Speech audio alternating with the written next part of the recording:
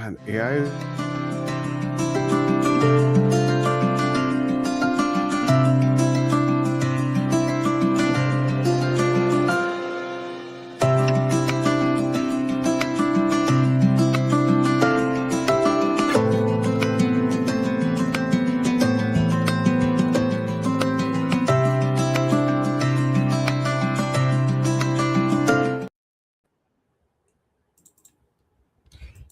Surprise, surprise. Namaste.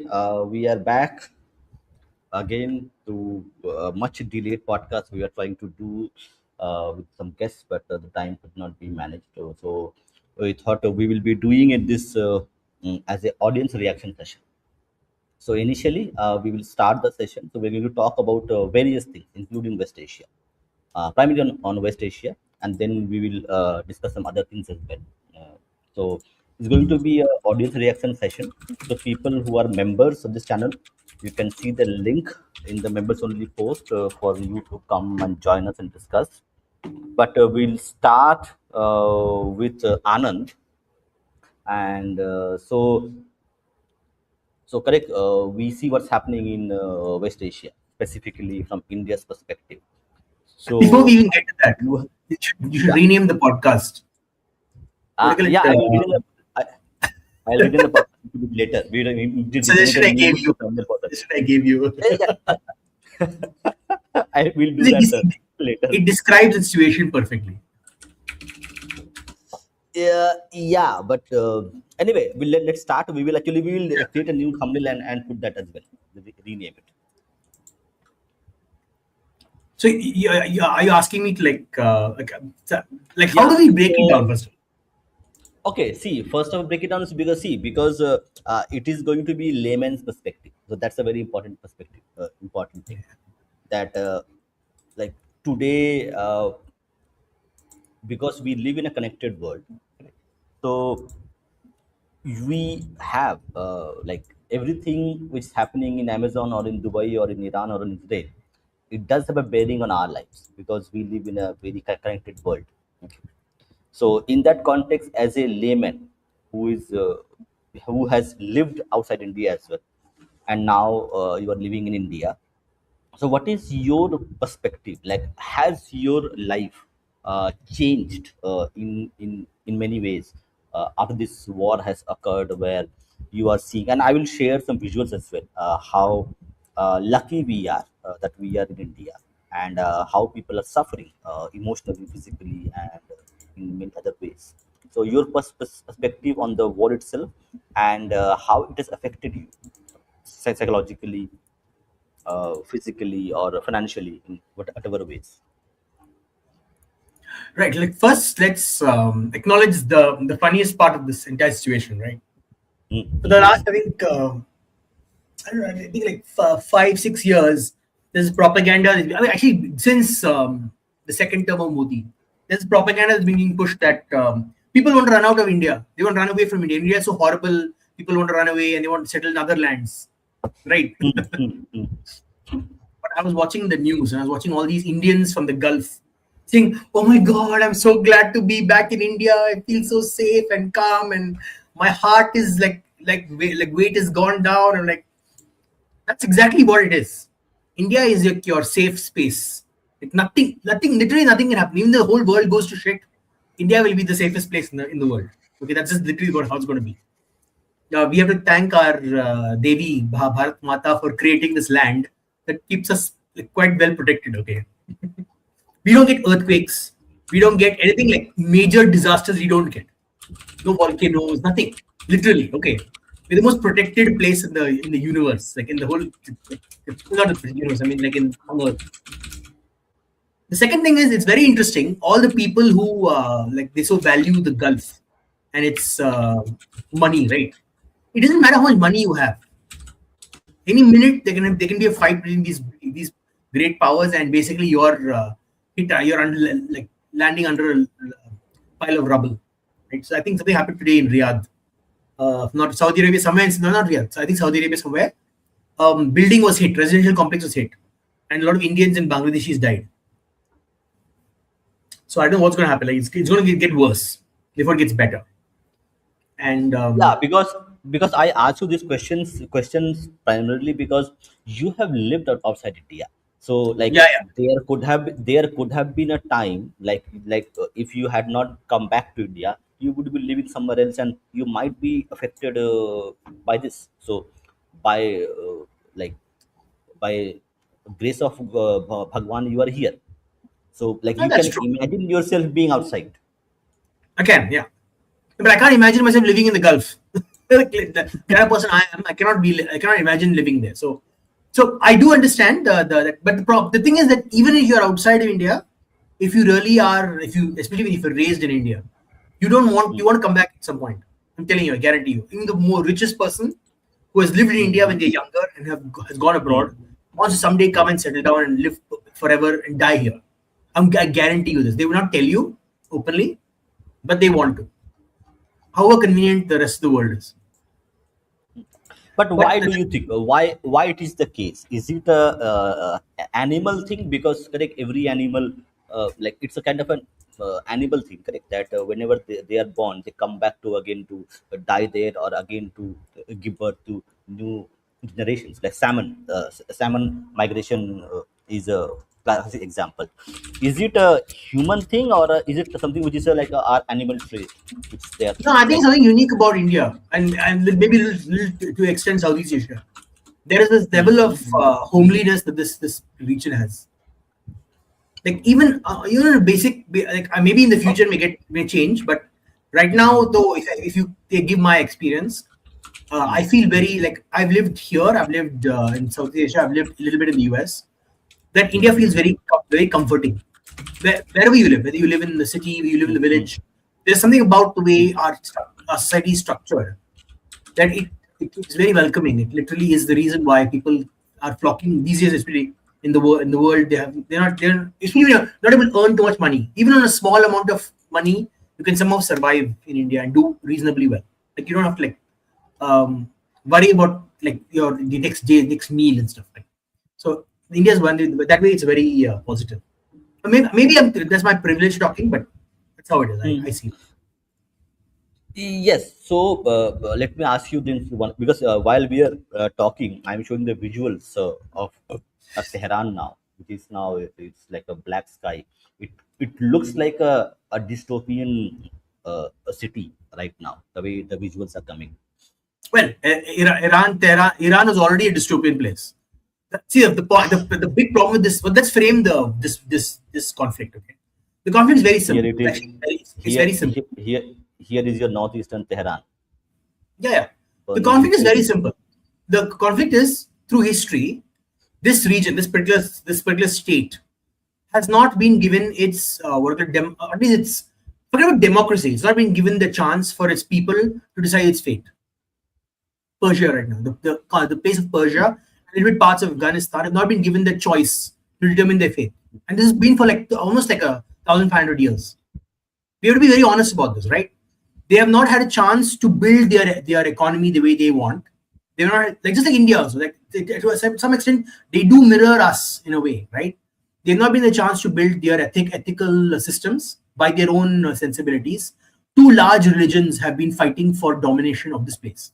Christianity and Islam both are fighting for the future of these people, and they had no chance to determine their ethics. The clergy of these two regions, these two large religions, have been trying to manipulate them. Right? Imagine if they were free of these two burdens, what could they accomplish? Like for example, I was noticing our foreign minister and some of our so-called thinkers in India were like, "Oh, Iran is a civilization state." No, it's not. Not right now. Iran is not a civilization state right now. Right now, it's just a religious state. A civilization state would have a unique set of ethical systems that is different from the rest of religious conundrums that religion has. Right? You tell me what's unique about Iranian Islam, Iranian civilization ethics. Nothing. They just follow the same Sunni Shia nonsense that you find everywhere else in the world. There's nothing unique about it. Maybe they have the college of whatever clergy voting their thing, but that's literally like a pope, right? Where is the Iranian idea? I'm not saying it's exactly. I said like, but where is the Iranian idea? The Iranian, the Western idea It's not there anymore. So what is the civilization about Yeah, it? yes, actually, that's a very important part of it. Uh, it's my personal perspective. So, no offense to anybody. Like everybody has the right to their own opinions. So, like a lot of people say that Iranians inherited the glorious, what we say, the glorious tradition of Persian Empire and the Persian poetry, arts, culture, high culture, literature. But and for me it is very difficult to reconcile the clerical regime which ran Iran since 1979, and somehow they don't fit well the Persian Empire, the Persian heritage, and this what do we call fundamentalist regime, which kills women because they don't wear a hijab. How you reconcile them at actually human level? Forget about in terms of politics and other things at the human level. You cannot reconcile them, right? I mean, Exactly. in the sense that you should, to understand this, I think you need to go back 1,000 years, and understand what actually happened in Iran, right? So Iran, prior to the, I think it was, I forget which caliphate it was. I think it was the Rashidun Caliphate or something like that. Very early, around 800, 900 AD, or CE, was conquered by the Arabs, right? So it was one of the first conquests for the Arabs as well. And that Islamization was a form of colonization that happened. Shia Islam was itself, one could consider to be a reaction against the Arab culture that was sort of imposed on them, and its uniqueness with respect to um, retaining Iranian culture, which also manifests itself in the form of like Shia Islam, is also sort of like a reaction to it. Um, but the again, this has the same problem as I think we might have heard from Biljita, or if you'd read Ramasesha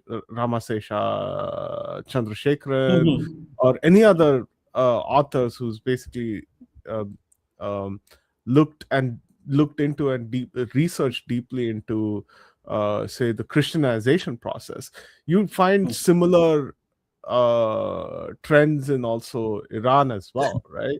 So um, Iranian Islam, in order to maintain both its uniqueness and its Islamic characteristics, will always be sort of antediluvian. That means it won't be catch up with times. It won't modernize itself, but it will keep on imposing a certain kind of conservatism upon its own people, right? So um, I think fundamentally, because of it's actually a pretty sad state, right? Like, and we do see some reflections of what's happening in Iran within our own subcontinent as well, right? Like, um, Yes.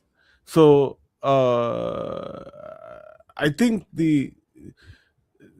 i- unless like Iranians themselves basically say that we've had enough with Shia Islam, which would be quite a dramatic thing. It would have its own effects and ripples within India itself, to be honest. Um, it will be stuck in this like identity crisis, if I might put it, right? Where the the antediluvian nature of the regime will always be oppressive. It always impose upon the more ancient Persianic Persianic roots. No, but my question Yeah. is the Persianate roots even existing anymore? See, that's my problem. I think Yeah. Yeah. this typical Yeah. of Exactly. No, I mean it still exists, no, no. I'm right? saying So, that actually why I'm saying this because I feel like they take the trappings of the culture. They basically appropriated the trappings because there's nothing. Tell me what is fundamentally new and Persian about the fact that they look at the kind of art and architecture they used to build. no, I Has mean, the so-called so Iranian the current Shia cleric system have ever built any of that stuff? Have they done So any of that stuff, the hard no, work? let me give you an example, right? I do believe some of that Persianate, at least a shadow of the Persianate culture still exists, right? Okay. Because um, now, uh, to understand this, I think it's better to understand the broader region as well, right? Like, what do people in, say, any of the Stan nations consider themselves to be? They actually consider themselves to be Persians. The thing is, um, the difference between Uzbek and Tajik people is essentially, they're essentially same people, is except that Tajiks consider themselves to be more Persianate than their Uzbek relatives, right? Similarly, if you talk to, say, Azeri, Iran has a huge Azerbaijani population, right? But they don't associate themselves with Azerbaijan because, but they associate themselves with Persian culture, right?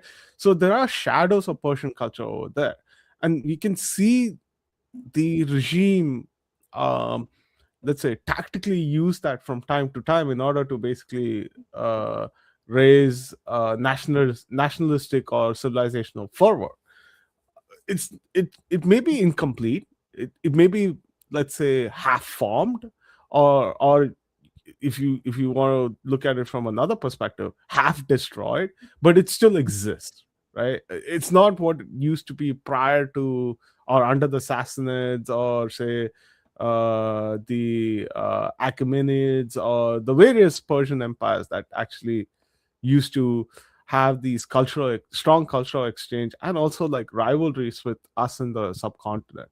So it still exists, right? And the regime does use it from time to time. um, Uh, as recently as like sometime last year, when the Iranian ambassador to Delhi, the embassy over there basically posted like this huge social media, AI generated social media song and dance, which actually became viral in India. Very catchy song about Satranj. mm. That's what I'm saying. They use the trappings, but where is the inherent absorbing of that culture into the tradition is still extremely what do you call it what do you call it, conservative Islam. Whether they have the whether they've tried to differentiate themselves from the Sunnis in a what I don't want a collegium type way, it doesn't matter. They have not done the fund, like take for example, I'll give you an example, right? You take Indonesian Islam. Indonesian Islam is uniquely Indonesian.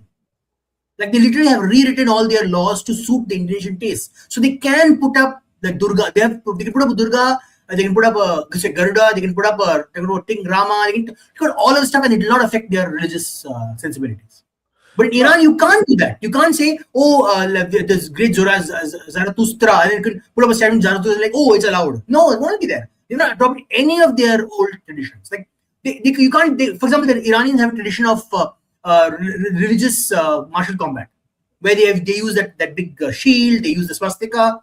Like they are also Aryan technically, but that's not brought up in their system. It's not part of their system anymore. Some people use it just to use the trappings for their cultural I don't know what, show off. But beyond that, there's nothing there from Iran. that is So the the half. point is that, sorry, That is the half destroyed part that I was talking about, right? But I'm they're not even not. saying half. It's like they have like 10% of their Iranian traditions that they sort of using. It's like wall draping, you know. I mean, there are self references to the past Iranian culture itself within Iran, right? So you can Hmm. see it in some Munshi, form of. Yeah, go ahead. Munshi, let me just actually, I think you raised a very important point.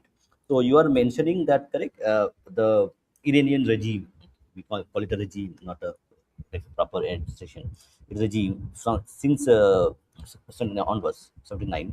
They are using the bogey of thousand year old heritage of Persian Empire to actually legitimize their own uh, like mullah regime. So they are just giving lip service to this Persian heritage to actually solidify their own rule.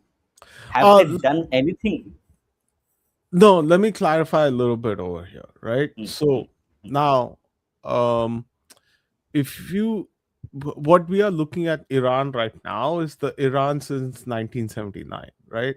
But Yeah. Mm, Iran I think to some extent, the folks at the MEA are also right in the sense that Iran is itself a civilizational state, right? It's a malformed civilizational state. I think we can argue about that, but nonetheless, it has deep historical roots, and you can't disconnect Iran's historical unless you do a complete wipe, like what the Arabs did in North Africa, or the Spaniards did in, say, Central and South America. Like, you cannot disconnect Iran from its deep civilizational roots. Like, it is very difficult, right? And um, what the Arab invaders did in the 800s and 900s and subsequent centuries was just a half-baked job, right? So that's one aspect that you need to understand.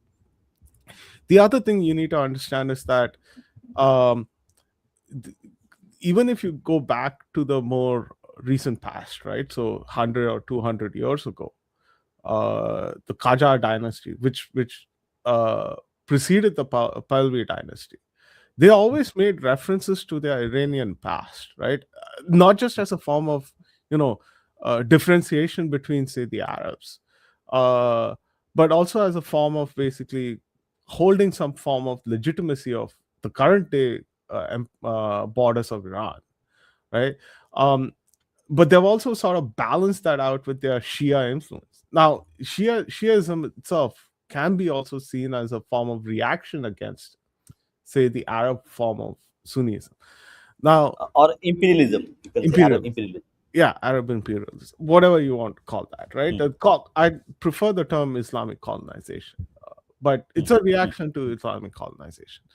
Um, when it comes to present day, right now, what happened in '79 was they used the Pahlavi dynasty's celebration of, say, its ancient Persianate culture, right? He was trying to resurrect, like, Cyrus and Darius as, like, Iranian heroes, um, and they used that to basically topple the regime, right? That's the first thing you need to understand.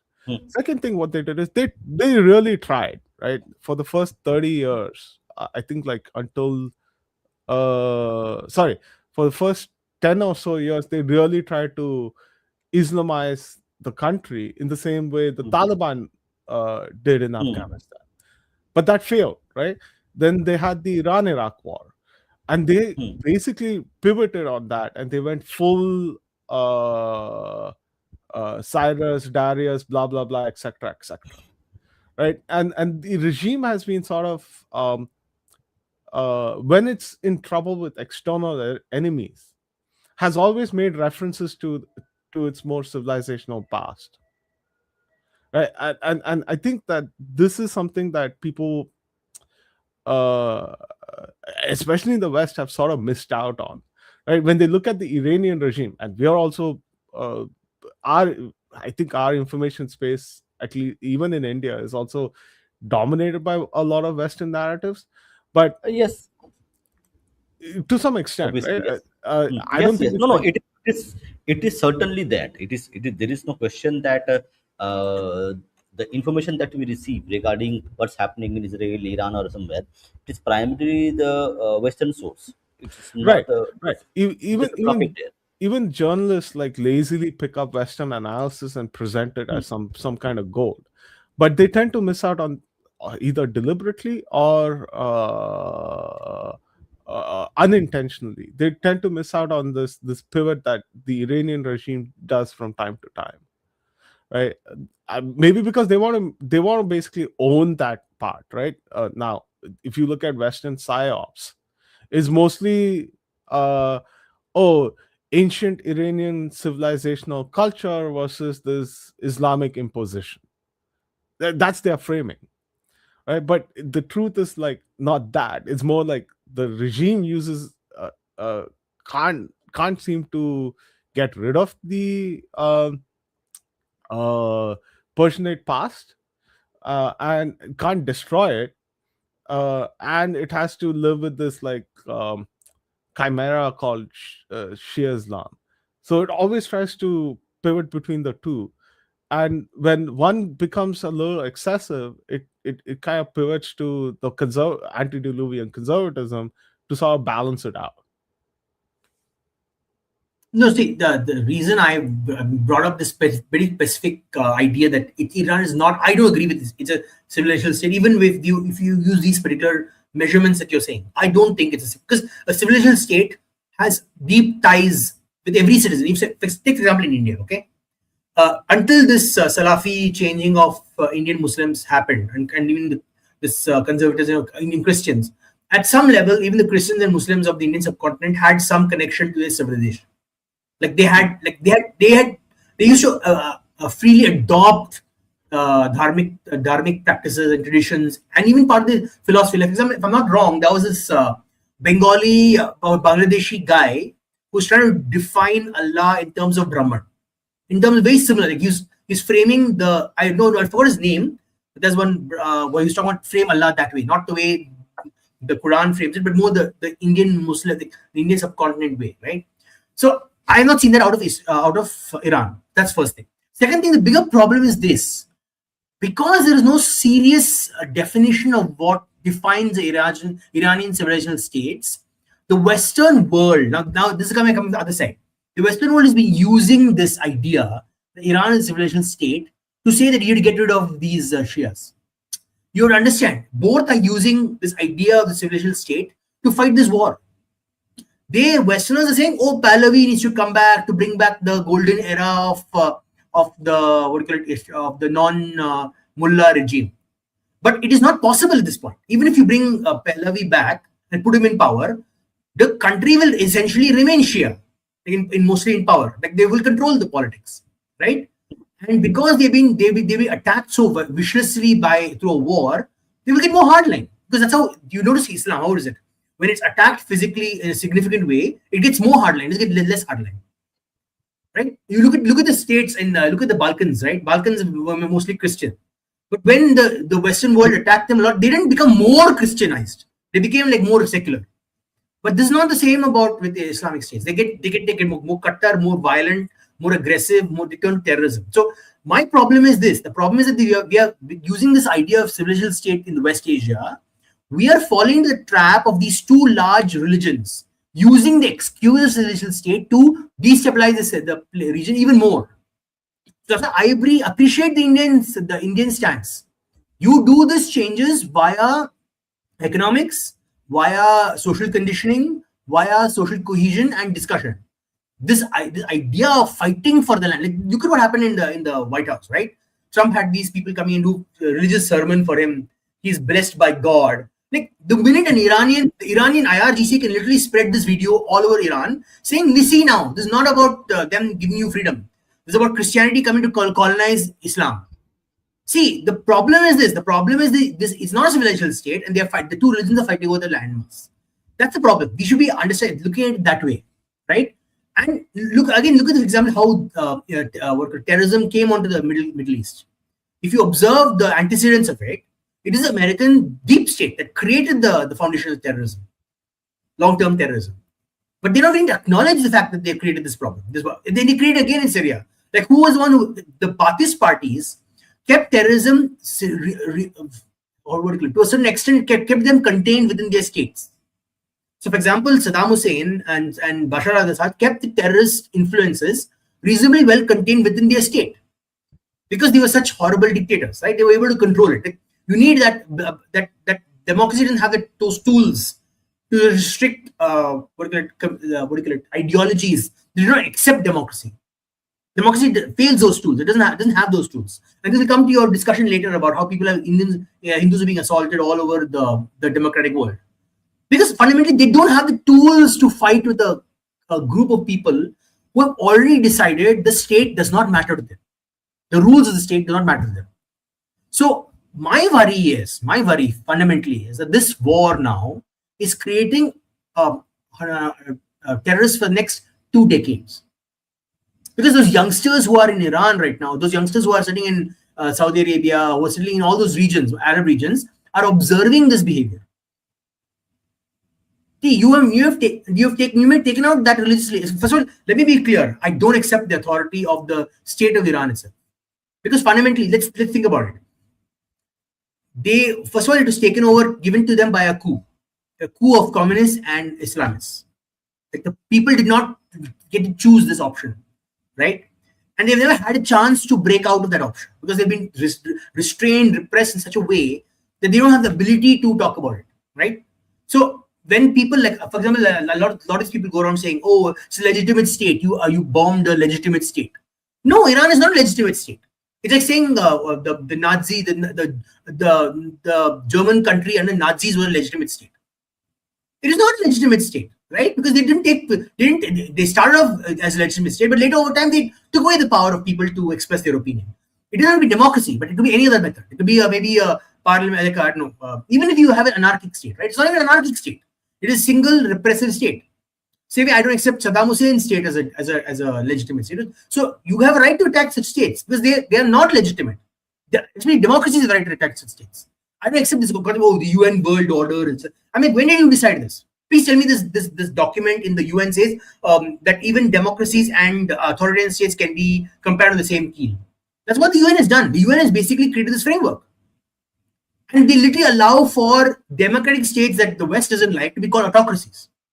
Right? They use these stupid. They put Indian democracy under bloody under Afghanistan. Like, I mean, to me, the Western world order of framing civilization is ridiculous. It makes no bloody sense. So that's my problem. My problem is that with this conflict. This conflict is that this is not being discussed enough.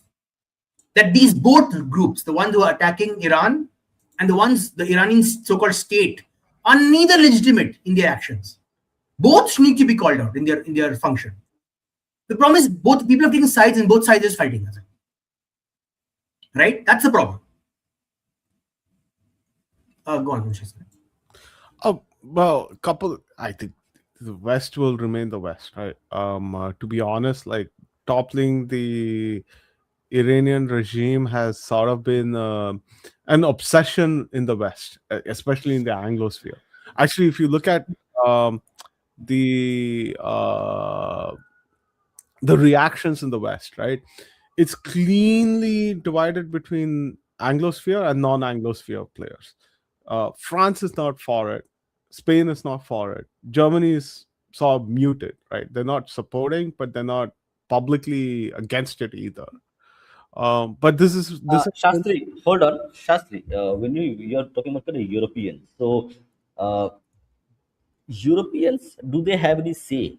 It's very like Europeans, just to be not to belittle them, but European, the whole European continent has been a kind of a vassal state to US after World War II. So, do Europeans have anything influence on the what US does or what England does in terms of defense? See, your mainland continental Europeans still have some level of agency, right? Like, they might not have influence, but they have some agency. Now, I'm trying to contrast the reaction between, say, UK. Just hold on, Shashi. Oh, okay. So people who are members, channel members, correct? I have put the link. I have put the link in the members only post in the community post, so you can join and talk to us. Okay. So I think Rishabh is here. So he's a member. The people who are members, you can come and directly contribute to this. Go ahead, Munshi. Yeah, so I'm first. I think there needs to be a distinction between, like, the reactions within Europe, right? Now, let's compare how the UK reacted versus France's reaction, right? The UK completely capitulated. If I were to look at the way in which Starmer basically allowed this operation to happen, right? So the Americans did use facilities in the Mediterranean, British facilities in the Mediterranean. They have an airbase in Cyprus. They did coordinate with British armed forces over there to actually defend some of their Gulf territories, right? Like, the UK also still, even though the Royal Navy has no presence, the UK still has a base in Qatar, right? The Royal Air Force has a base over there. If I were to look at, say, the reaction of, say, Australia, New Zealand, Canada, versus, and compare that with France, you'd see a completely different set of reactions, right? France still exercised its agency by saying, "This is not, we are not participating in this. We are not allowing US to use our resources to participate in this." Germany might not have said that, but their actions speak louder than words, right? Ramstein Air Base was not used for mission planning at all. So what I'm trying to say is, I'm trying to make a distinction between influence to basically stop the US from doing this versus exercising agency. France and Germany exercised agency. None of the Anglosphere countries have, right? When I'm talking about Anglosphere countries, I'm talking about Canada, Australia, New Zealand, and UK. Yeah, okay, I got it. So France has still some amount of thing, but the Germans have any, like, do Germans have any army where, like, are they spending enough money on their army? Because the including France, correct, the welfare state which France has built after World War II made sure that they didn't had any money to actually build their defense infra, No, their I mean, capabilities. this is not about army or army size or the ability to spend on defense, right? So the Hmm. US has, I mean, you can assist the Americans in this campaign in various different ways, right? Intelligence is one of them, providing air bases is another one, right? Providing refueling facilities is another one, right? Maybe sending your ships as like secondary support role is a third one. I mean, the, there are non-kinetic ways or let's call them explosive ways in which you can help the Americans. The Israelis are doing that, right? Like, this is a joint Israeli-American operation. Let's be honest about it. But none of the European countries have done that, right? On the other hand, they've actively refused any kind of support, whether that's intelligence, refueling, support, uh, even advisories. Right? So I think you do need to take these things into consideration and look at, they're exercising their agency, Hmm. right? And let's also look at how European diplomats have reacted in New Delhi. Now, every time there's a Russian diplomat or somewhat of a pro-Russian position, European diplomats in New Delhi cry, write effusively in opinion pieces in every mainstream media, or even like the Indian editions of mainstream media in New Delhi, right? You get these like uh, huge like one pager articles saying why it is morally wrong, etc., etc., blah blah blah blah blah, right? But there was total silence here. Now, let me add some more context to this, right? The Iranian diplomat came to attended the MEA's, the Ministry of External Affairs, most premier event called Ricina Dialogue at short notice. And there was no reaction from European diplomats, right? Even the British diplomat made some noise, but it was still like nothing compared to what they would say for, say, what they would write for, say, a Russian diplomat attending Ricina Dialogue. Right? The American diplomat, rather than being direct, was sort of like, gave a side-eyed comment saying that America will not make the same mistake or something like that, right?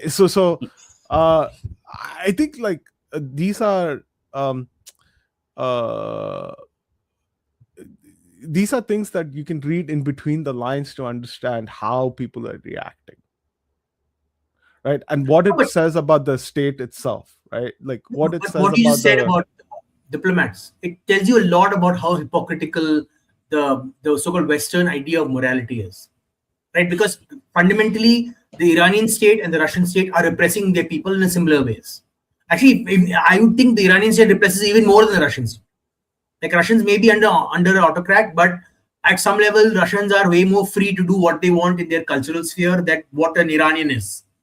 Like that's literally they literally can have a contrary opinion. Like people can go and live in Russia from different cultures and they can experience their culture no problem. Like a Hindu can go and literally dance in the middle of the street and do bhajans and they will not have problem in Russia. But in Iran, you go try it, you'll get lynched. So I would say the idea of morality that the Western world has is even more flawed because they like like condemn Putin because he took political freedom away, but every other freedom is gone away. Is there not there in Iran? But they will not say a whisper about the Iranian regime, but they will say a lot about the Russian. Like the non-stop, it's about them. I think it's a fool's errand to chase any form of morality No, I'm when not it comes. chasing it. See, this is Hold the on. mistake. I think you mistake my point. I'm Let not me finish. chasing them to make them good or bad. I'm saying No, let us be honest about the fact that the world, especially the Western world, on morality they're hypocritical. We should not take any lectures from them on morality. no, we don't take any. We don't tolerate We any, do. right? That's a problem. Like New Delhi does not tolerate any. I'm pretty sure Yeah. a Indian with a good sense of their own civilization and history would not tolerate any, right? I mean, like you can see by how wildly they react to any quote unquote Brit shit that basically says stuff on any social media, right? Like it- it's it's gotten to a point that even Brits are even scared of referring to the empire within their own home islands, which is actually quite a huge thing. But again, when it comes to state, the various Western states, chasing morality is again a fool's errand. If they had Agreed. any morality, then it would have existed maybe 400 years ago when they actually started their colonization projects, or 500 years ago. I mean, they've had 500 years of expressing their morality, and they've made a freaking mess of the world, right? They wiped like one entire hemisphere, a culture Yeah. of an entire hemisphere. So nobody takes the differential here is actually hard power, right? They've had the hard power for the past 350 years, and they've imposed a certain kind of uh, uh, rules on the rest of the world. That may be changing, but it's changing slowly. But ever since independence, nobody has taken any word that a Western state has had to say about morality seriously. They've actually pushed back on it quite heavily. At times, uh, at the cost of their own national interests, right? I mean, no, sorry, not national interest, sovereignty. Yeah, So Shastri, but that is a very recent change, maybe after 2014 or something, because I can show you this Nirupama Rao Menon, correct? Like I remember watching her give some press conference or some statements on behalf of MEA. When I was not very old, very young indeed. So you had, correct, you had literally the Indian government being overawed by the moral superiority of the Western nations. I mean, I have my opinions of Nirupama Rao myself. Like, No, no, no. I'm not talking about the individual. I'm talking about what that individual represented pre Yeah. 2014. yes. So let me put it in a couple of different ways, right? So what has changed since 2014? Um, I think India's economic situation has improved quite a bit, right? Like we have consistently reformed ourselves. We are still on the path of reforms. We have consistently posted really good, high quality growth rates. And with that growth rate, we've also consistently invested in hard power, right? So with all of that actually comes a shift in your tone and what you can do, right? In tone and what you can do. Now, even if you go back to the pre 2014 era, right? uh, the despite what the political dispensation wanted, or desired rather. I mean, the political dispensation always looks at these things through local vote banks, but that's a discussion for a different time. But despite what the political dispensation of the day desired, they still held up to some principled stances, right? So uh, India opposed the Iraq War, rightly so, but didn't do anything beyond, say, raise a voice, right? It didn't raise a coalition. It still stuck to its own interests. This is not a fight worth fighting for, right? I suspect that MEA is going to work the same way. They're just going to wait and watch, um, and see what happens. And if there's a regime change, okay, there's a regime change. The MEA will work with the new regime and ensure some form of stability. Now you have to remember one thing is that, sure, we might sort of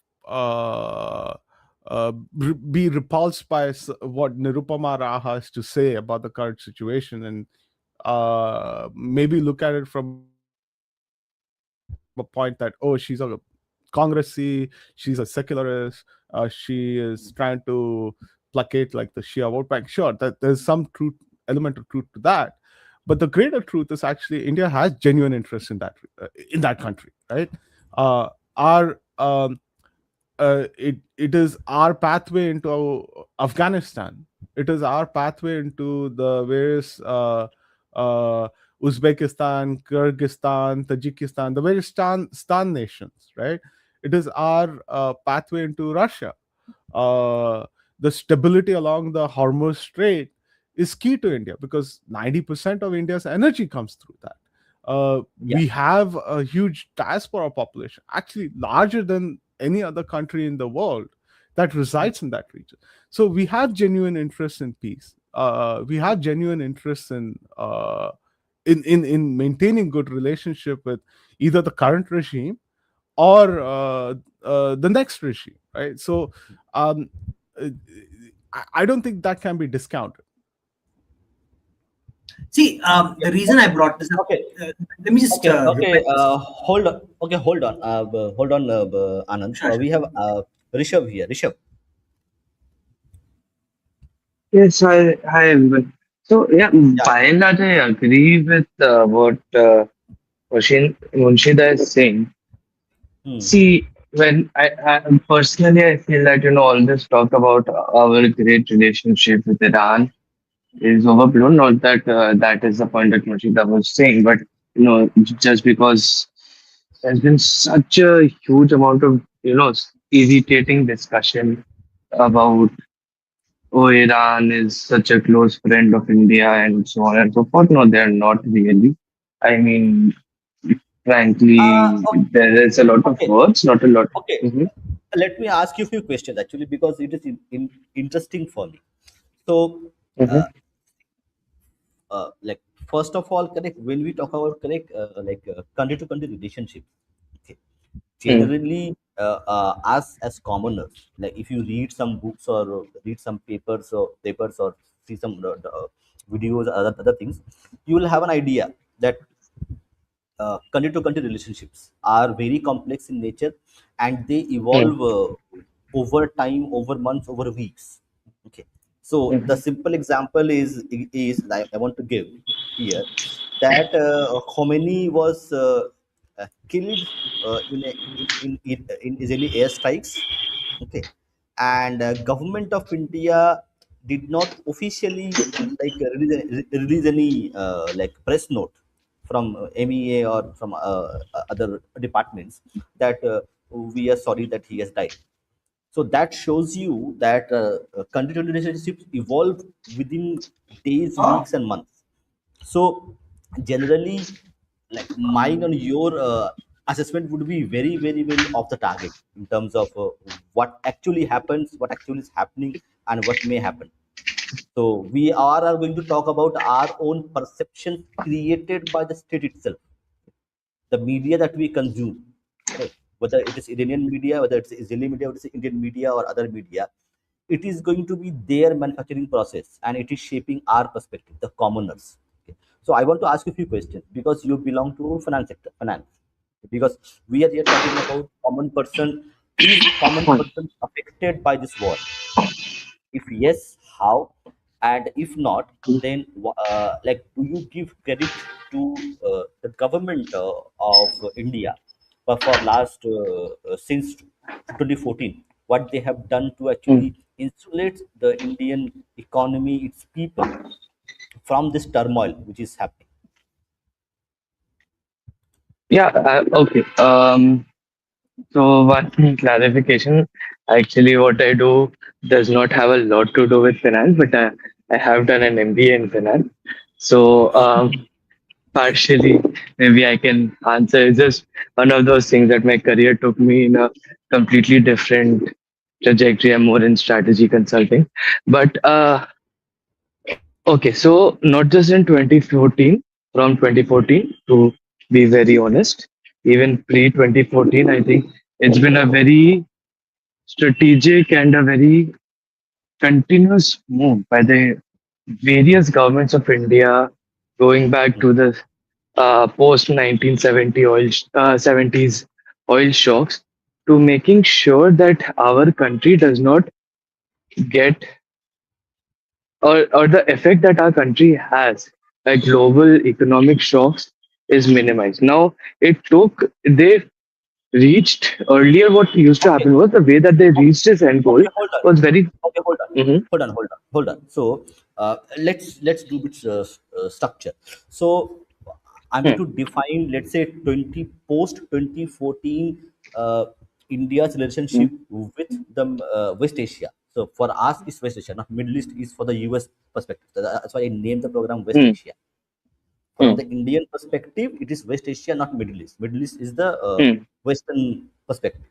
So from the Right. to post 2014 India versus the West Asia relationships, and pre Hmm. 2014.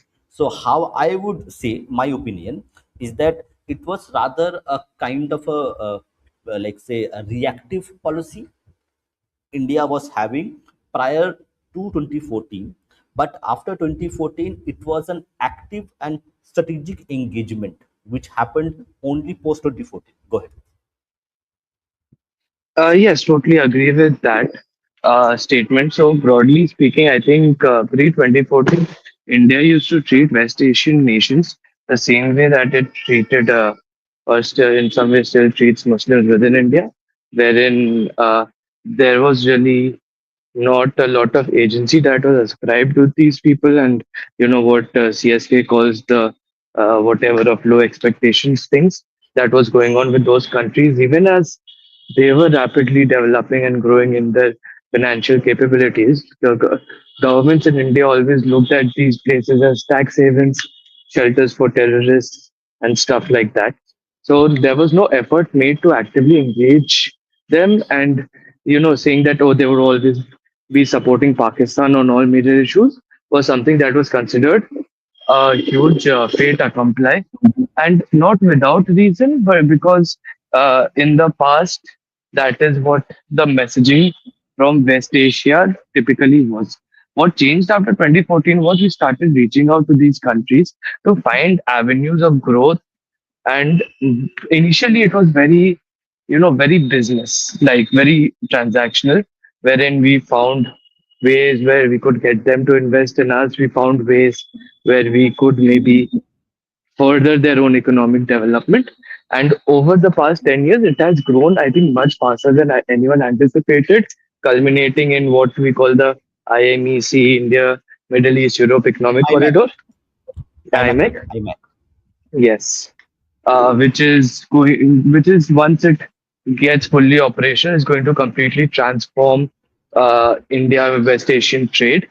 And yes, totally agree with your point that it has become much more proactive, and people have, or rather, the Indian bureaucracy has started seeing West Asia in a very different light, wherein they are being seen as agents of good in the region, agents of stability in the region, where previously they were just seen as initially they were just seen as Western puppets, American puppets, which they technically kind of sort of are. Very complex situation there vis-a-vis that, but also they were seen as Islamic countries, not really considering their geographies, not really considering their individual nationalist tendencies, needs, requirements, or convergences with our own security concern. Now, another important thing that has happened in West Asia, which pulled them closer towards India, was that this realization dawned on them somewhere around the late 20s, early 2000s, that the oil wealth will run out one day, so we have to diversify. So that is when you started seeing all the push that first started with the Emirates of diversifying your streams of income, making Dubai or Abu Dhabi major centers of the financial world, and secularizing, making it easier for people to move in, improving law and order, creating a community of expats within their own cities, which then was followed by Doha, Bahrain, to a lesser extent by Saudi Arabia. Oman, before 2014, really by and large used to be the only country that was sort of kind of friendly towards India, and silently was actually the mediator in these initial conversations that we had a decade ago. Uh, but today, yeah, our I think our strongest relationship in the Middle East is with the Emirates, followed by the Saudis. Got it. Yeah. So now last question to you. That would be that as an Indian, okay, do Mhm. you what is your perception of like in terms of economic, in terms of stability? Do you like how do you rate Indian diplomacy, Indian also in terms of economy? Because oil is a very big factor in terms of economic growth and also your inflation part. How do you would Uh-huh. be rate Indian government what they have done? Okay, so I think there's a very strong metric for it that I use, and it's a back of the envelope, but a very good shorthand that you can use. Your economic growth rate is your marks out of 10, and if you cross 10%, then it's automatically 10. Okay, so right now, if it's growing at 7.2, I would rate it 7.2, maybe a little less than 7.2, but in and around that. And the reasoning for that is very simple. There are a lot of things that growth is happening despite of, but there are a lot of, so let's break it down. Okay, let's start with the economic front. Number one, see, uh, Narendra Modi didn't just come in, flip a switch, and everyone started to invest in India. He actually, one of the most important underrated things that he did, and maybe you will remember this was actually a criticism of him back in the day, that he's often abroad. He's just on world trips. If you remember that criticism that used to Mhm. happen before 2019, in the run up to 2019 elections. So what he did was, just like when he was chief minister of Gujarat, he went to a lot of strategically important countries, and then he started laying a groundwork for a new paradigm with which they could deal with India. And they were like very frank, from what I've understood. I mean, I don't have any information, but from what I've seen in statements and stuff, they were very frank that, hey, listen, this is what our USP is. We are not just a market. Like what the Congress used to be, was used to say was, hey, listen, we have this huge middle class market. Come here, sell your stuff here, and you can make a lot of money, and we can have a lot of consumption in India, which will fuel our growth. They never really focused on actually producing anything in India. What Narendra Modi did instead was saying, "Hey, listen, we have this huge population, which is which is very varied, right? We have skilled, semi-skilled, and unskilled laborers as per your need. Come in. Our input costs are going to be lower over here. Our labor costs are going to be low over here. Come in, manufacture over here, and then manufacture for your countries. If you try to manufacture it in your country, it's going to be untenable for you, and you need to diversify away from China. For a long time, this was not working too well, to be honest, till 2017, 18. It was not really working too well. Started picking up after that. And of course, post COVID and everything, it really took off massively in very important sectors such as electronics, semiconductors, stuff like that. Hardcore manufacturing is still somewhere where we can do much better. So maybe that's why I'll take off maybe 1% from 7.2 and maybe give it a 6 or 6.2. But by and large, we are doing good. And see, I am of the firm belief there's this thing that keeps on happening. Like India has missed the bus for manufacturing. India has missed the bus for manufacturing. It's gone to China. It's gone to Vietnam. It's gone to here. It's gone to there. Hey, it's not your board exam that you can only take once in your life. You set up the right infrastructure. You set up the right incentive structures. Manufacturing will come. Even if you don't beat China overnight, over a period of 25 years, you will have a solid enough industrial base. And one thing that India offers, which China does not offer, which I think they explain it very well, was you can make in India, sell in India, and sell abroad. In China, what they do is they really don't sell to China as much as they manufacture just for exports, which makes China also very vulnerable to stocks in the global market. India, on the other hand, becomes resilient because we have our own consumption internally as well as externally. Now, don't get me wrong, this does not mean that China's consumption is low. No, compared to India, China's consumption internally also is pretty high. But as a percentage of Chinese manufacturing, the lion's share is taken by exports, which up until now at least is not true for India. And this ties into the earlier point that I was making, like the difference between how India in the Indian economy was being shielded from global shocks pre 2014, or let's be honest, pre 2000s, was by and large by secluding us, protectionism, and all of those measures, which did work when we had shocks, but then again, when periods of growth came, we were left out of those as well. So we were protected from 2008, but we did not see the pre 2008 boom as much as well. Now, what we are doing is we are focusing our manufacturing also in such a way that it doesn't go out of hand and it doesn't disproportionately get affected by how the world, how the global economy or economies of the countries that we're selling to get affected.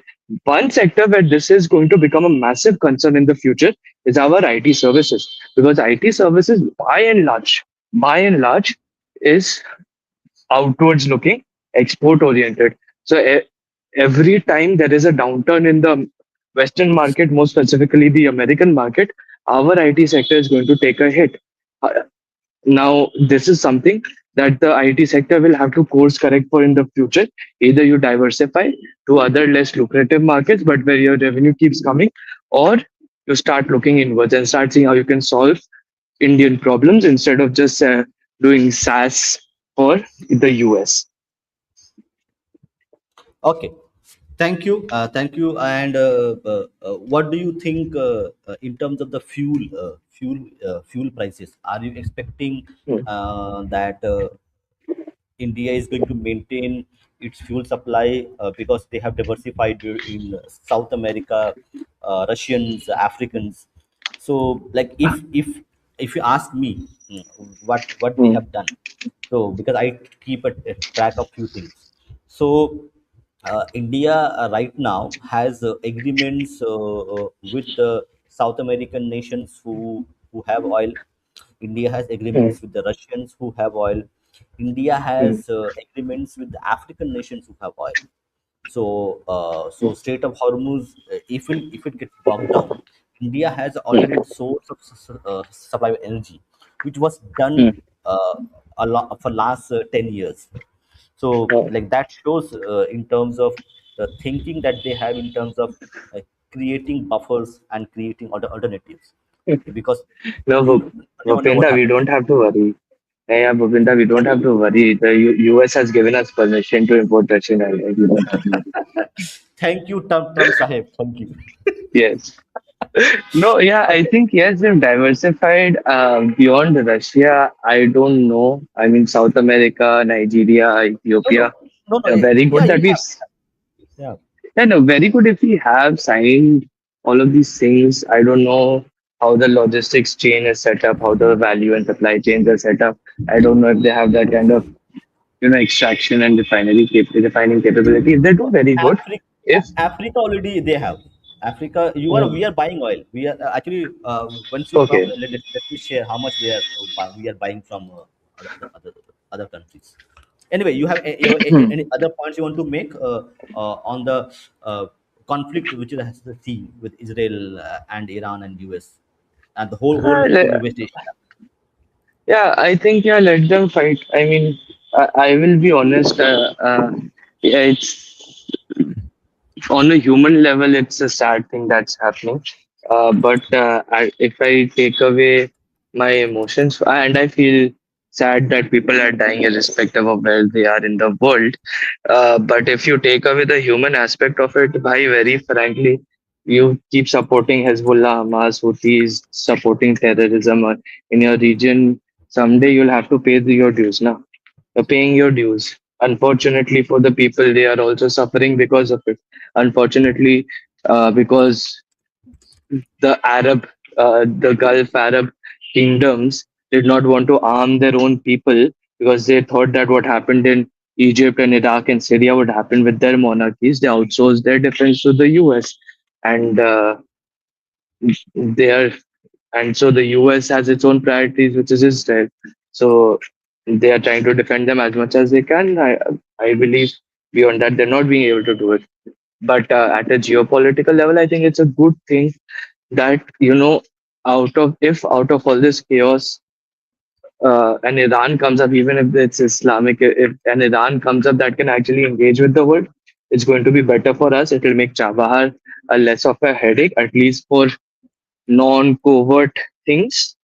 Uh, uh, so I think that's a good thing, and maybe we can piggyback on whatever redevelopment stuff the US does in Iran to gain some more leverage over there, just like we did with Afghanistan. So at a purely calculative level, whichever regime comes in Iran, their geographic realities will remain the same. See, people always keep giving all of these examples. I say one thing. See, during the Cold War, the Soviet Union was a communist dictatorship. Okay, after the Cold War, Russia became a presidential republic, just like the United States, a presidential republic. They are still rivals. Geographic realities will remain geographic realities. It does not matter what the nature of your government is. It matters more what the nature of your state is and who your neighbors are. Many of the problems that persist in West Asia today will continue to persist in West Asia going forward unless there is some significant changes in the borders that were set up over there.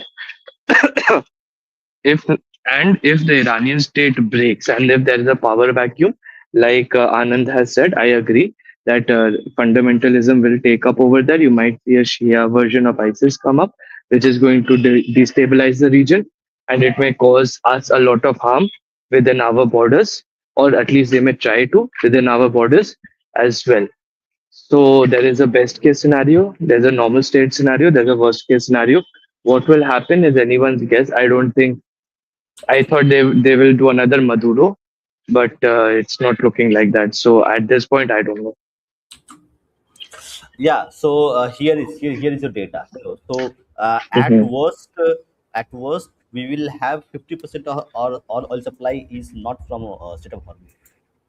So Okay, and with agreements with Canada, like now we have a very good Canada, position with yes.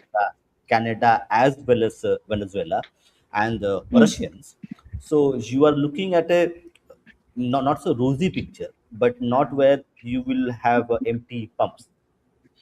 Yeah, So I so mean, that's good. whatever said and yeah. done, like New Delhi will definitely come out on top, right?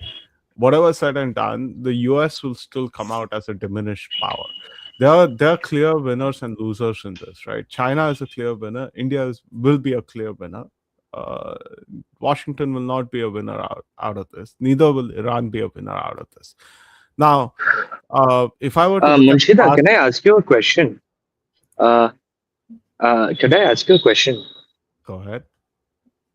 how would China come out as a winner? I think one of the main reasons why the US is doing this is to first they did this with Venezuela and now they're doing it with Iran. I think one of the reasons why they're doing this is to try to create leverage against China, saying, "Hey, if you can block our semiconductors, we can block your oil." So, how Mm, will China in the long run come out a winner if the mullah regime is toppled by any way? So I think this is a fundamental misunderstanding in the West and Mhm, especially among Western analysts, right? So what they um, so there's a American way of looking at alliances and there's a Chinese way of looking at alliances. They look at mhm, Chinese sort of soft commitments in Venezuela and Iran as an alliance. Uh, China doesn't see it that way, right? Like China is very clear about what it wants and what it gives, right? So in the sense like mhm, when it came to Venezuela, China never promised that, oh, we'll come and protect you or do anything mhm, for you in the US. Now, there's a historical basis to this as well, right? So China, uh, the thing about Chinese diplomacy is that it's one of the interests of Chinese alliance making is to glorify the Chinese state, right, or the Chinese empire, or like, if you were to look at the past, right, it's not to basically like uh, build defensive relationships like the US does. So, uh, sure, you toppled the Maduro regime, which was pro Chinese and China friendly. That's okay. China will work with the newer regime, right? They'll still make good deals with the newer regime. It still has leverages to do so. Uh, it will do the same thing in Iran too, right? You can topple one regime, you can install another one, but the thing is like you simply cannot avoid making business with China. India is also in the same position. Now, why is US a loser here? Now, one is that they have essentially gone about damaging a lot of their relations. They have essentially damaged their capacity and capability, right? Like Patriots are supposed to be really good, but yet like facilities in Saudi Arabia, in UAE, Qatar, Bahrain were all attacked, right? US power did not protect those countries from getting attacked. It still hasn't opened up the Strait of Hormuz for shipping their material out, right? So uh, there is a diminished sense of US power projection and what comes with and a sense of like the capacity of the US to defend or abide by its defense treaties. So uh, that's where I'm coming from, right? Now, there are other ways to also look at this as well, right? So, what is China's primary interest? It's not oil, right? It does not want to maintain these its diplomatic relationships and turn it into like alliance against the US or anything like that. China's first and primary interest is to break out of the first island chain. If the US is distracted in the Middle East and it's using all its like stockpile precision weapons and air power and naval resources against Iran, then that means there are less forces along the South China Sea. There's less pressure on China on that region, right? The US has less stuff to throw about on China. So there are multiple ways in which this conflict works in the favor of China, right? And similarly, there are multiple ways in which this conflict actually also works in the favor of India. Now, if I were to go to the recent past, every time oil prices goes above 70 or $80 per barrel, uh, India benefits, right? Because India can process. India is it's a refining superpower, right? And it doesn't refine just for itself; it refines for the rest of the world. It exports more than China does when it comes to refining refined oil products, right? And our refineries are pretty flexible. Uh, again, because Shastri, mm, just one caveat on this. So China exports less refined oil to other regions because they consume more. So Yeah, yeah, yeah. India exporting more doesn't mean it is consuming more. It is No, because it doesn't have the capacity to no, consume that no, much. no, no, no. We do both, right? We No, no, consume quite a no. I lot. am no, no. I am saying in terms of economic scale of the industrial base China has. China naturally would be exporting less because it has a industrial base to consume more compared to India. That Y- aspect. Sure, you can make that argument, right? But when I look at oil statistics, Hmm. India is the second largest consumer in the world. You cannot cough that, Yes, yes. right? It's Yeah, more yeah, than no, the US absolutely does, fine. right? Hmm. But it also exports way more than other countries do, including the US. The US actually produces a lot of refined petroleum products, right? I think you simply cannot dismiss the fact that India is a refining superpower, and Yes, it China is does a not. refining superpower. No question about it. I mean, and China does not export because it consumes as much. If China wanted to export, it can. Um, it has the capacity to do so, but it doesn't. For whatever reason, right? You, I mean, you have to basically ask people in Beijing why you're not exporting, right?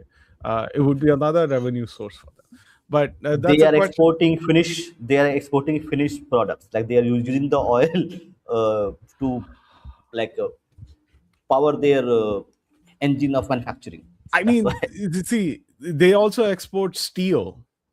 That's not a Yeah. finished product, right? And they look at steel in the same in a very strategic way, right? If I bring down steel prices all over the world, that would destroy steel production capacity all over the world. Yeah, but steel is a kind of correct. Steel is a capital goods. Like it takes US a right lot of now, technology to most produce Europe steel. have lost their steel. Yeah, yeah, yeah. I'm saying that like It takes exporting us. steel, It takes. exporting steel is still a high-end product. No, it's not high Like end. It's not high end. Like, I mean, uh, refined petroleum products is also quite high end, to be honest. Right? I mean, there's a lot of technology that goes into that. yeah, There's a absolutely. lot of research that goes into it. Um, but I think it's just that China doesn't see oil as strategic as, say, it sees steel. Right? Otherwise, it would have been on a massive subsidize and export spree like it did with steel. Maybe that could be the answer to your question, right? But it has the capacity. It doesn't do so. But Oh, nonetheless, one uh, more thing with steel in China is that, a little bit is also something that they have to do because China has massively overproduced steel. So they also do need to dump it because steel has actually become so cheap in China that it is no longer profitable to produce. So they have to keep dumping their steel outside to keep their steel industry viable. And it all ties into their infrastructure and real estate bubble right now. Demand of steel in China is actually falling for no, domestic consumption. I'm saying that's a secondary effect, right? The Hmm. Yeah. primary intent was basically strategic. Yep. I China agree. outproduced steel in such massive volumes out of a strategic intent to basically destroy the steel industry in the rest of the world. It has succeeded to some significant effect. It could do so with refined petroleum products. But coming back to my main point, right? India's flexible refineries means that we can consume oil products from the rest of the world. If the Middle Eastern oil is not reaching India, that means that oil is not going onto the world markets, right? If Russian oil, Venezuelan oil, Guyanese oil, Nigerian oil is reaching Indian refineries, that means India can basically process them and export them to the rest of the world. That means that, you know, our refineries will earn a ton of money. They'll also earn a ton of foreign exchange that can um, balance our trade deficits, which has reduced quite a bit. Um, and the government of India can just, it can mint money. Like And it one does more thing, mean one more. money, right? So Can so Yeah, I? uh, one Can more I? thing. let Okay, me just hold finish on. one I'll last make. thing. Let me just Yeah, finish yeah. one Go ahead. last Go ahead. thing, right? Go ahead. So when the Ukraine conflict started, government of India did not subsidize or reduce petrol prices. They kept them the same. They kept the tax rate the same, and they used that revenue to basically spend domestically on building more and more infrastructure. Right, the government of India revenues basically had a huge windfall. So I suspect the Modi government would basically do the same thing, right? We are in a slightly deflationary cycle, right? Like our inflation is lower than what RBI's targets are. It has this room to basically go like, okay, 1-2% or inflation महंगाई बढ़ने दे, and then we'll rake in the revenues. We'll put the economy in a positive cycle, and we'll tackle the disinflation. I mean, there's just lots of wins in just dealing Yeah, with see, it. actually, what I was okay. I make one more point, and then we'll go back to Anand. So, like, actually, I was doing some calculations. Correct. So, your petrol price cost is about, let's say, 20-30 rupees approximate. Okay, your 1 liter of petrol in actual cost is about 30 rupees. You are paying 100 rupees on the pump, so 70 rupees is your state and other taxes. So this external thing which is happening now, correct, now with cheap Russian oil and other things coming in, your foreign policy is influencing your internal politics itself, in terms of the money which is made in like fuel sales goes into Ladki Behna and all the other welfare schemes. Basically, people don't realize that out of 100 rupees of price you pay for your fuel, 70 rupees goes to taxes and most goes to center, less goes to states. So a lot bulk of the welfare schemes which are being done by government of India and others, they are primarily funded a large extent by this petrol windfall tax, which people have like don't factor in. So your foreign policy is also impacting your internal politics itself. Yeah, go ahead, Anand. See, I have a different perspective completely. Hmm. Hmm. Um, this is not about Indian fuel consumption. Let's be honest. We are not a major, while we may have some amount of domestic consumption, we are not a major player in the world economy. Okay, we are not. The problem here is going to be when fuel doesn't get to all the economies of the world. And then they are suffering from fuel access, including China. Their economies will get affected. And because when their We lost Anand. Anand, we lost you. He just got censored by the deep state.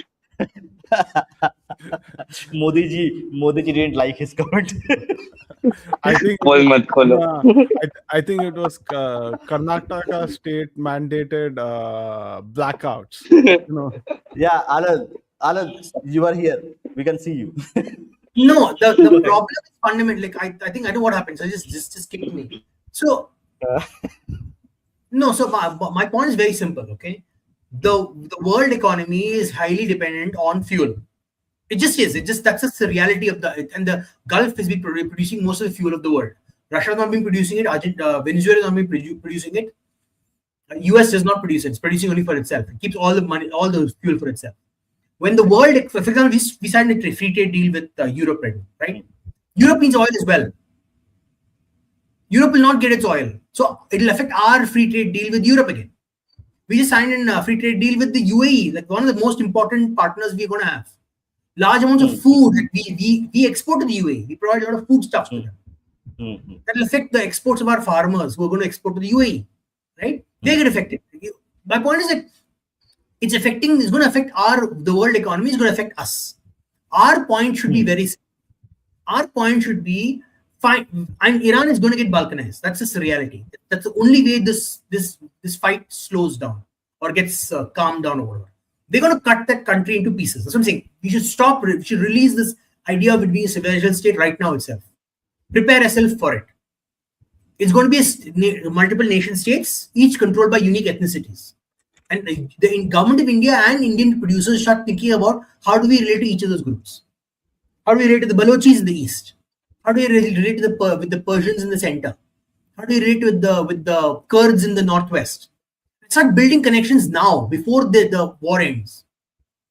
How can we help you? How can we help you to stabilize the situation in that region?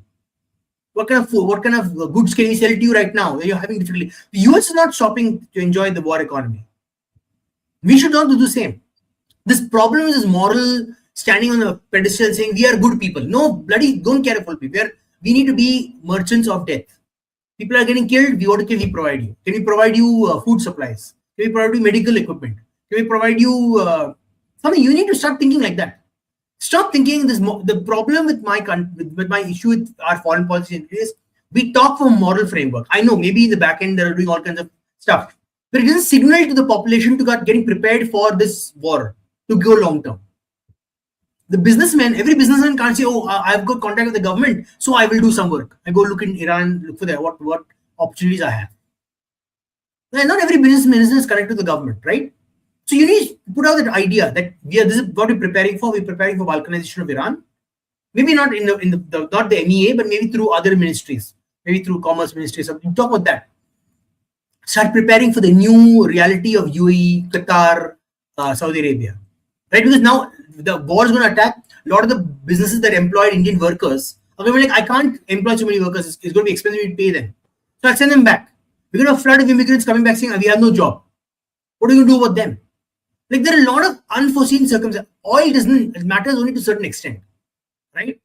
And Munshi is right. We have a deflated economy, and we have a deflated economy because no one's building anything it's beyond the military, the what do you call it? Some of the new military PSUs. No one's building anything fundamental to the country. The government is to pump in large amounts of money. That's the problem, right? We have, take the tourist economy. What have we done to my biggest problem with the last budget was they didn't talk about tourism the way I was experiencing them talk about tourism, because that's one of the biggest amounts of money we can make from the economy. There are take France, correct? France, Thailand, correct? Yeah. How much money they every country, forget about France, even Egypt has done a better job of highlighting the tourist economy that we have done. And Egypt is like a fucking third world state, like proper third world state. Like I'm really upset with the amount of disinterest that the Indian government has in their tourism. They're disinterested. They're fundamentally disinterested. My belief is they don't care about it. I disagree with this analysis. Now here's the thing, right? We've had oil prices go up to $120 per barrel, and we've survived that and sustained that for about 2 years, right? Even with the current Iran war premium, nobody is expecting oil prices to go above 110 a barrel. And 105, 110 a barrel is not going to bring a shock into the global economy either. Now, India's deflation has nothing to do. I think it's been quite productive, to be honest, right? It's produced quite a lot of goods. There's quite a high quality growth, right? Now, the deflation has been twofold. One is excessive agricultural output, and the other one has been a crash in oil prices.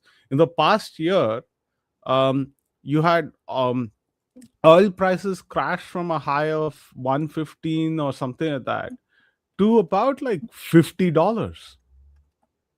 It's literally a halving of oil prices. Of course, you're going to feel have a deflationary effect on your own economy because oil's become cheap, right? So those were the two things that basically led down the path of deflation in India. But I mean, deflation is also a strong term to be used, if I were to be precise. But I'd say disinflation is a better term, right? Because we have not seen like drop in prices across the board in India. Right? It's not a deflation. It's not deflation, it's just low inflation. It's not that. I think you missed my point. My point is not about the disinflation of the economy. My point is there are a lot of consequences to the oil supply problems that are beyond just the oil price. The oil price may be fine. The common person in India may not be affected by it. But the problem is, a lot of people, the businesses in the world will be affected by it, and they will have consequently have an effect on our economy, even though we are a Uh, large domestic economy, I, right? I, I, Secondly, I disagree again because it's like I don't. I think they're going to have a no, horrible I think situation, I strongly disagree because it's and we like need to be preparing for it. the business cycle in the past couple of years has adjusted to a lot of chaos. They're making more short-term contracts rather than long-term contracts, right? There's like it's become much more resilient than people give it credit for. Uh, No, I'm not about resiliency. I'm talking about Indian growth. See, the problem you're mixing up temporary, short-term, like management of the economy that India will manage. no, I think So I'm Indian. long-term growth. Yeah, My problem is going to affect long-term growth. I don't think so. Think about when you do short-term contracts, you don't do investments for long-term infrastructure growth in India. What is No, the problem in India? The problem is the government is to invest in everything.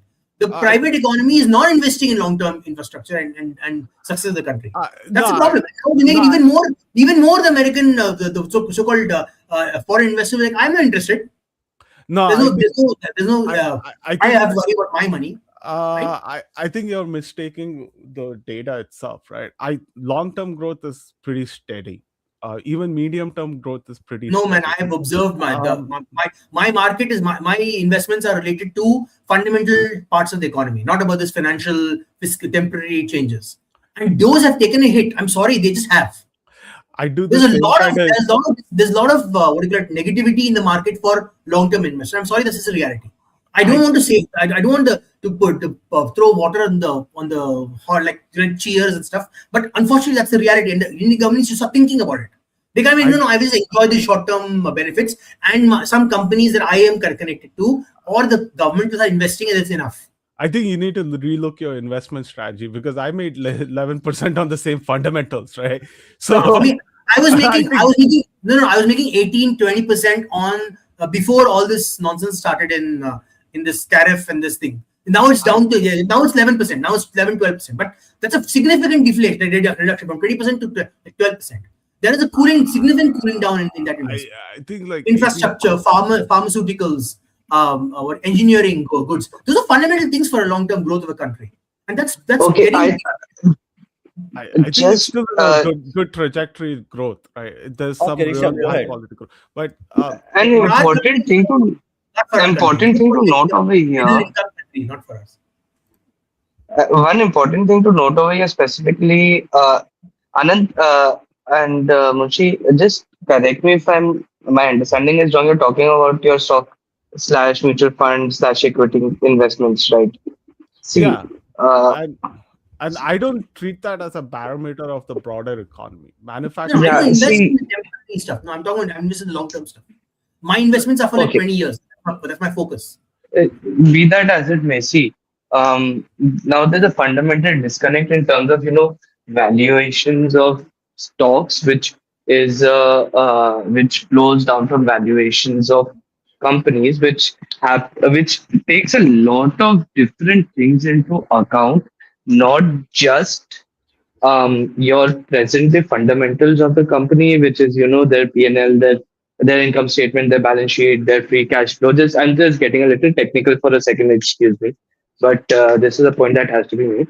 So see now how a company technically should be valued is you take a multiple of your company's free cash flow, you calculate that from your cash flow statement and your income statement, and then you add a multiplier to it based on your future projection of growth, which happens where you start with macro trends and then you break it down into the sector or the industry of the company that you want to invest in. And then that is how you make a forward looking projection, right? Now, what normally happens over here is people typically do a back of the envelope calculation. They see, okay, let's take 3 or 4 different companies in the same sector, average out their forward looking projection, and you see that that's the projected growth of that sector. Now, all of those things become very sensitive to broader market, broader geopolitical considerations.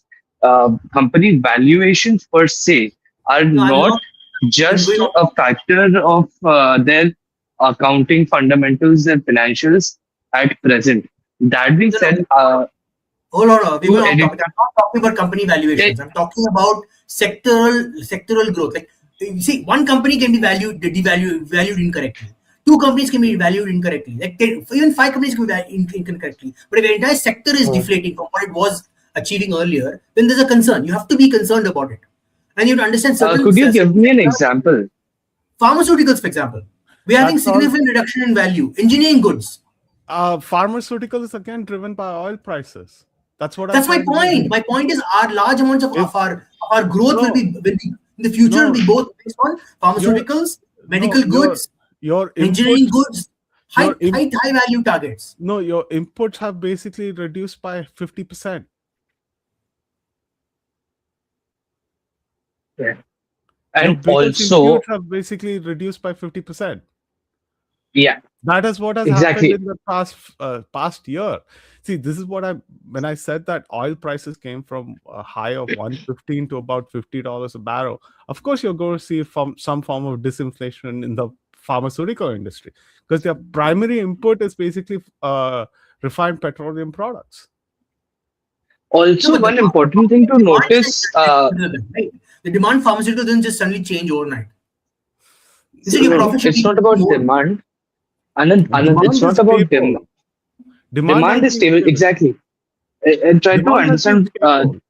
I think demand has gone try down. to understand this. See, valuations now, if your input costs are high, automatically your output valuation also increases. And on top of that, there is this added factor of when the global economy is stable, valuations themselves become overpriced. So right now, the Indian stock market has been going through a period of massive overinflation of valuations. Yeah, I Okay, mean, and the IT sector, for example, is was the worst of it. It was trading at like a 30 multiple at one point, which was an insane figure. So that's why I'm that not talking about IT sector. I didn't mention the IT sector even once because I'm not even I talking mean, about the that's my example. overall I, ones. I, So sure, I am using it as an example, and it Hmm. is true. It is also true for the pharmaceutical sector. It was trading at a very high multiple. The Indian stock market itself was overpriced. If you want to see actually what the nuts and bolts are, I would recommend you look at the PMI, the Purchase Managers Index of a sector, which is a very good indicator of how many units of their input goods are being consumed in any given month by a particular industry, by a particular sector. So that is a much more fundamental nut and bolt indicator of long-term economic growth and whether or Okay. not a company is looking at the future in a positive or a negative way. So, see, valuation, mein, honestly, also what happens is in the one of the reasons why the Indian stock market has become so overinflated has also been extremely fast rise in the number of people investing in the stock market. Also domestically, like there was this 3 4 month period last year where Indian retail investors putting money into the market was outpacing Yeah, foreign yeah. FPIs that were taking money out of the market. So this is also a trend that has gone unnoticed, but a lot of these things do create, you know, distortions in the stock price of a company or the valuation of a sector or the Indian stock economy as a whole, the market capitalization as a whole, if you want to use the correct term, No, I get versus the all this. I agree with. actual. I'm not all this. I'm aware of. I'm aware of all of this Mhm, stuff. My point is mhm, not. My disagreement is not. My point is that we have to start because I'm telling you, just the oil, just focusing on oil prices would be a short-term thought. mhm. My opinion. My opinion is Yeah, use true. this use this time to say we have to restructure our economy fundamentally because we cannot go on the way we are going on right now and say, oh, we'll get a windfall of oil prices, we get a windfall of Russian oil, we will somehow manage. No, we need to change. We need to do exactly what the Gulf states are going to do in the next 5 years. They're going to restructure the Mhm. entire system because they know exactly what's going to happen next time they have the conflict over there. We need to start thinking, what are we going to do to restructure our system? Now, and for example, you have to start reducing the number of people who are in agriculture. The idea, you think about it. India was a golden bird when agriculture was not such a large part of our economy. We are still sitting in that Uh-huh. same nonsensical this socialist paradigm where agriculture is the most important thing. Oh, let's talk about agriculture 24/7. Agriculture should be a niche sector in India with high productivity among limited people, and they'll be their personal growth will be higher. The problem is everyone is poor and everyone wants to be in agriculture. Okay. Yeah, I agree So with I you. will. Incentive structures are skewed that way. Yeah. I So I Okay. I agree certainly with you on the I forward I looking part. I certainly don't think that this is like a black swan event that India has to primarily restructure the I think they entire should. economy. I I No, don't think so. I think India needs to restructure the economy, not because it's a black swan event, but Not more because that is a pressing fundamental issue. no Not because of what's yeah, happening in West not Asia, not but yeah not generally. yeah yeah the see that's what I'm trying to say, right? Iran will have very little impact on India's economy. Yeah. Okay, it will not, right? But And tell me it what will won't. happen to all those workers in the Middle East? Where are they going to go if that place uh, gets untenable for work? Where are they going to go? India's not going to take them back. Neither is the What do Gulf you mean they're states going to take going to them? send them back, right? Neither are the Gulf states going to send them back, right? So I think this there will be a sudden. I'll put it this way: uh, Gulf states will see their growth suffer for a quarter, but not beyond that. They have other fundamental issues. Actually, that's the other problem, right? So what will end up happening is, like, let's say this goes on for 2 months. You might see oil prices maybe go up to maybe 95, 100 per barrel, right? But everybody else will benefit from it. Gulf states will have a whole glut of production that or products that they have to deal with, right? And then once they are able to go back into the market, they'll flood the market with their product. Prices will crash again, right? And they have to deal with the crashing prices. But it won't impact the Indian economy, right? What might end up happening is that um, uh, we'll benefit from both high and also low oil prices. What the MEA might start doing is that they'll start going up to the Gulf state and saying that, hey, you know what? We spoke about that IMEC thing, right? Transporting goods by rail and road and building a corridor in the Middle East, a land corridor in the Middle East that goes through Israel into Europe. Let's work on that. Let's double down the efforts on that, right? And then they'll Gulf states won't what do you call that? They won't work on their own. Their citizens won't work on these kinds of hard infrastructure projects. They are used to working on the field. They'll import Indian labor to basically do that. See, I So don't know if the IMX is going to happen anymore. and that it's definitely going to happen, right? IMEX a 25-year long project. It's not going to evaporate because of this war. No, No, I'm talking. but I I'm think looking at it's fundamental changes in the Middle Eastern no. sensitivities. I think Doesn't it will, change them. no. What I mean is this the what Iran's doing would give it a certain sense of urgency and impetus.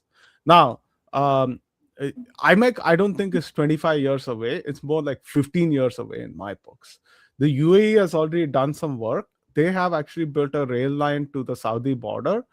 Uh, the Bahrainis have done the same thing. Qataris have done the same thing.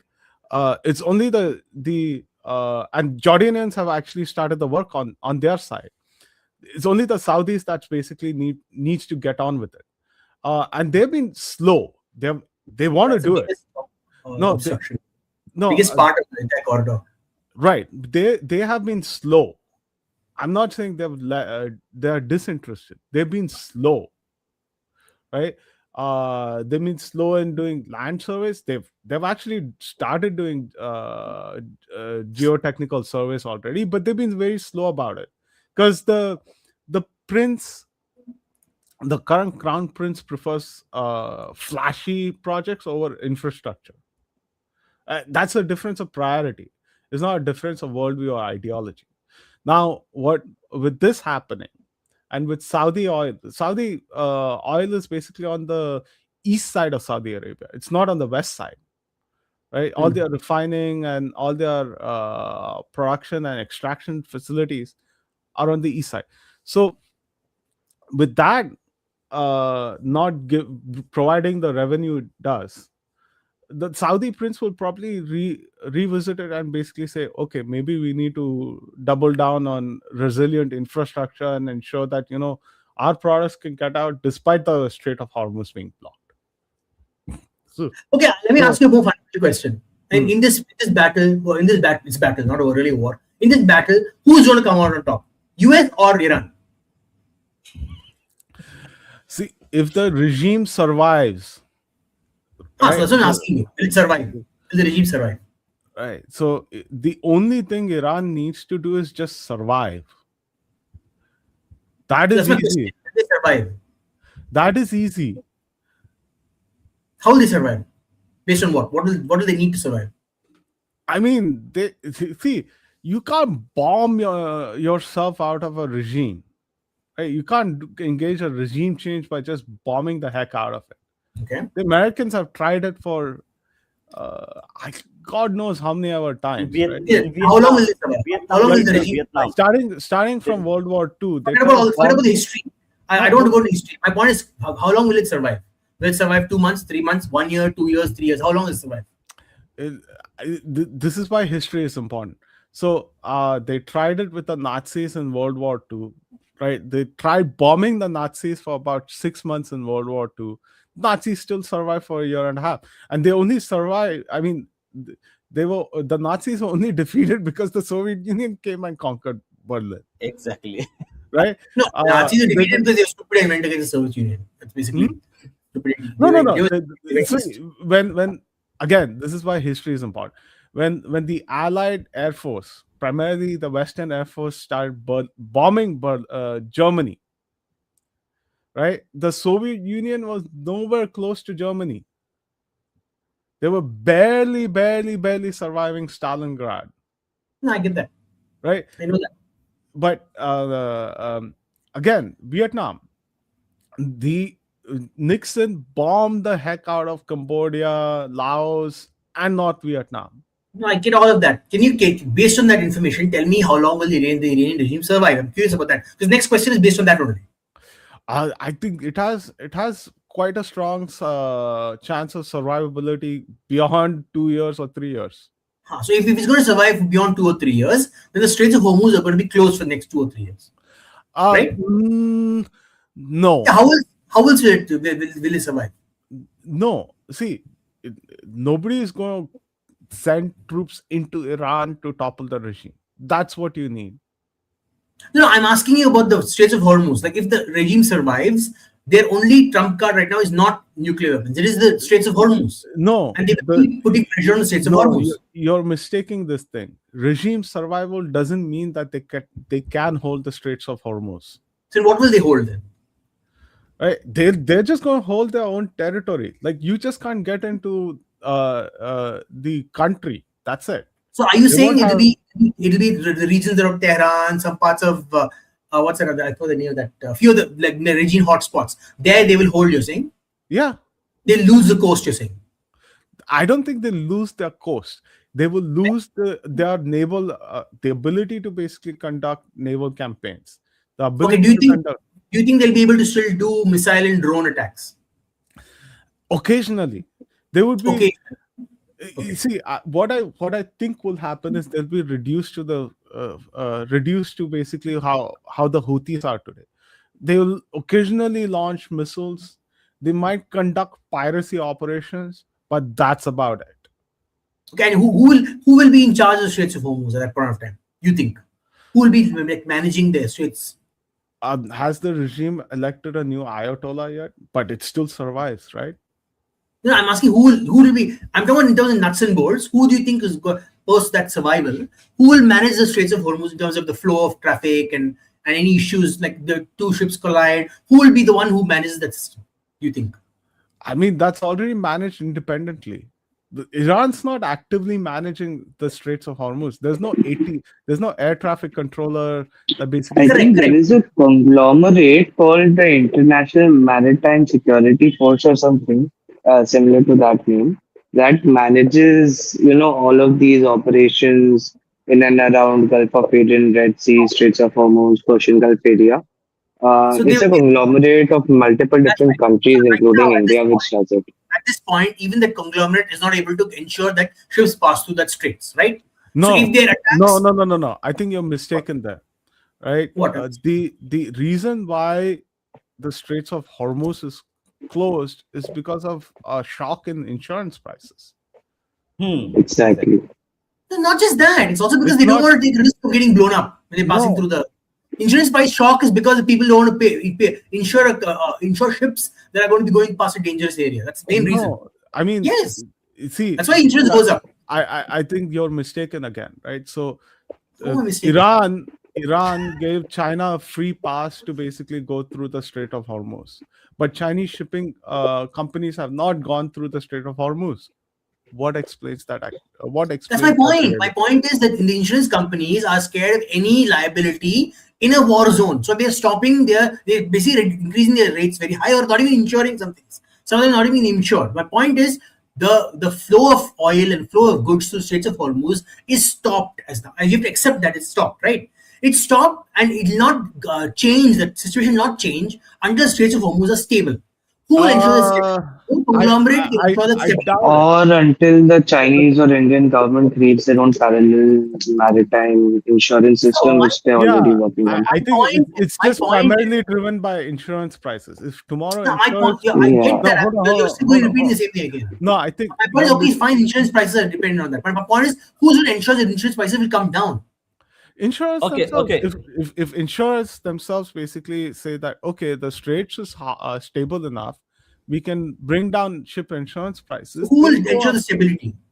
Who will ensure the stability of the That's on state? them to decide, right? Who Like is them? I'm curious. there are Okay, insurers have okay, analysts over hold there, on, hold on, right? hold So on, hold hold on, on, hold hold on. on. Let me Insurance have answer yeah. Anand's questions. Anand, let me. I know what you are asking. Let me answer you one by one.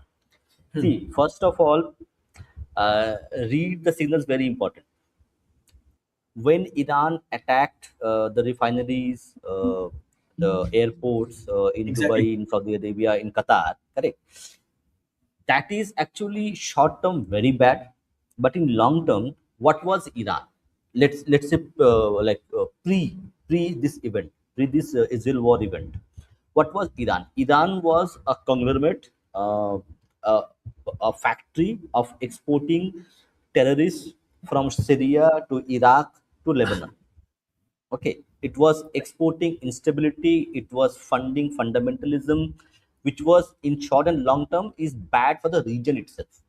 Okay, so now what will happen, what Shastri was trying to answer is, in short term, mid term, long term, Iran will be defanged, so that it will be struggling to survive on its own territory, but it will not be able to destabilize the region.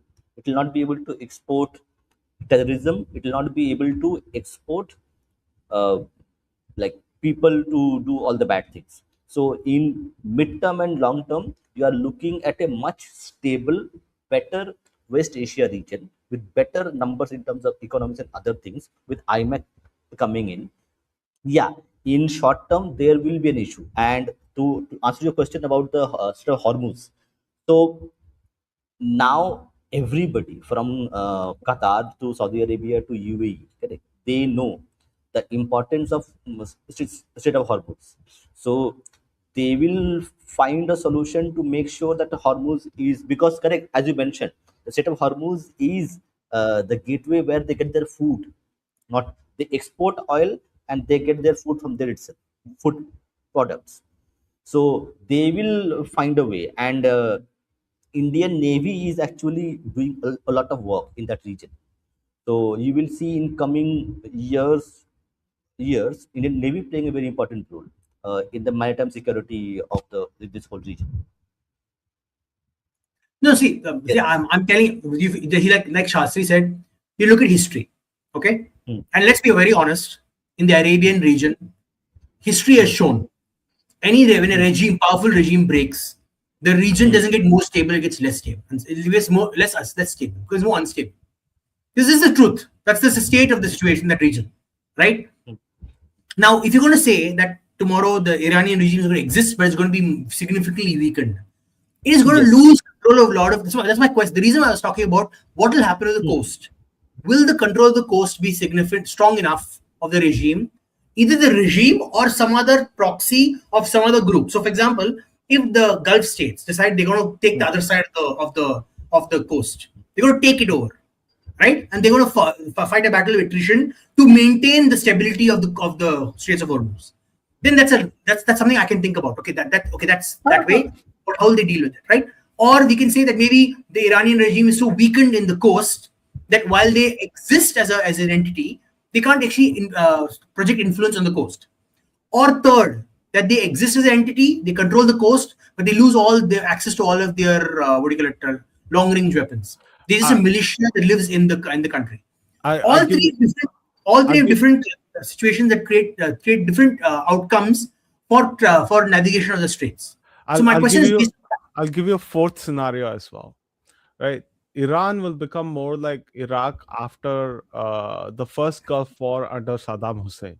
The regime was essentially defanged. It was still the state was still stable, but it was even more oppressive than it was previously, right? So that is a stronger possibility than the rest of them, right? say it again. What's the possibility? I didn't get that. I didn't get the possibility. So um, Iraq prior to the Gulf War was quite a nuisance. Then it invaded Kuwait. Then it got a strong bashing and it retreated within its own borders. The entire state was pretty defined. They had no ability to even project power beyond within its own, outside its own borders, right? No, But the Yeah, but state the was, way Iraq but is the state was structured, after the still, way Iran is after structured is first different. World War, yeah. After after No, but after, Iraq, the way Iraq and Iran are first Iraq structured War. are different. no, no, The way no. Iraq and Iran are structured are different, significantly It, different. the regime still has quite a lot of power and No, no, no. I'm saying the way the see, structure. Iraq was structured in a way that the Ba'athist party, centralized party, was controlling a large Shia majority. This is it is different. This no Shia uh, street, there's the spread its The tentacles all IRGC, over the country. excuse me, IRGC is actually essentially the same as the Ba'athist party in structure, right? Yes, Uh, yes. so essentially, Iran will become like Iraq after the first Gulf War. The state will be strong. It will be much more oppressive, but it will be defined to such an extent that it cannot It project power beyond its own borders, not it will even be naval power. self-contained. It'll be Self-contained. self-contained. Yeah, Uh, exactly. It'll be self-contained. Right? one more thing. And the other thing is that I'm Before we move uh, on, I want to reply to this Asif Iqbal. Can I just reply to Asif Iqbal? That's like it's a bot account. Don't It's reply okay. It's to okay. It's fine. I want to reply to Asif Iqbal. For any border that. accounts, anyone else who's watching the stream, I don't care about Iran. I care about India, how India happens. Okay. If you have a big problem with it, so great with Iran, you can leave India and go hang out in Iran. Thank you so much. All of you people protesting for Iran and Ayatollah, please leave and go be part of Iran. Bye bye. Continue, please. Okay, good. Okay. Okay, I we have Acha, we have one Slavin thing here. that I Mhm. Okay, we have Slavin here. Let Slavin just yes, Slavin. Actually, he has some just experience with the one Iranian thing. people in Pune. Go ahead. One thing I do want to make one last point is that um, the Arab states will respond quite differently. I guarantee you, they're looking at IMEC and saying that, hey, we need to have another corridor, a backup corridor. So that will also take a lot more impetus. And also considering the fact that they'll get a lot of diplomatic pressure to also work on it. They will get a lot of diplomatic pressure, not just from India, by the way, from other countries as well. And that's all I got to say. Yeah, Slavin. Hey, hi, can you hear me? Yes, Hi. yes. Yeah, so just telling everyone that, I mean, I don't know about if we can extrapolate it to the entire population of Iran, but at least from the people who live in Pune, because there is a little bit of Iranian heritage, or Iranian people who live in Pune. So one of the lady who is married to a Indian guy, so when she came over, like, the first thing that she had put up a video of her mother coming to visit her in India, and like she's not very politically active or wouldn't give her political views, but the first she was making a video of her mother coming at the airport, and the moment she sees her mom, she removes that headscarf very violently from her mother, which shows you what they really feel about this stuff. I had actually a question to ask to all of you regarding this news that was at least 1 or 2 years ago about India building its strategic oil reserves just for times like this. So, do you guys know anything about it and like what its impact might be? And if you have any updates or any, have you read Yeah, anything about it? yeah, That's my question. Bye bye. yeah. It's a well publicized thing. I think like technically, India keeps about a month's oil consumption as reserves. It's well known. It's about a month of consumption, which is kept as reserves. So, take an example, correct? The refinery in Jamnagar, or do you have also have in the West Coast? So, the average consumption of per day. So, India keeps about 30 days of its refining capacity, the oil which is there, petrol, diesel, and everything else put together, and that per day average consumption into 30 days that is kept in the reserves to be consumed in case there is a shortage of supply from outside.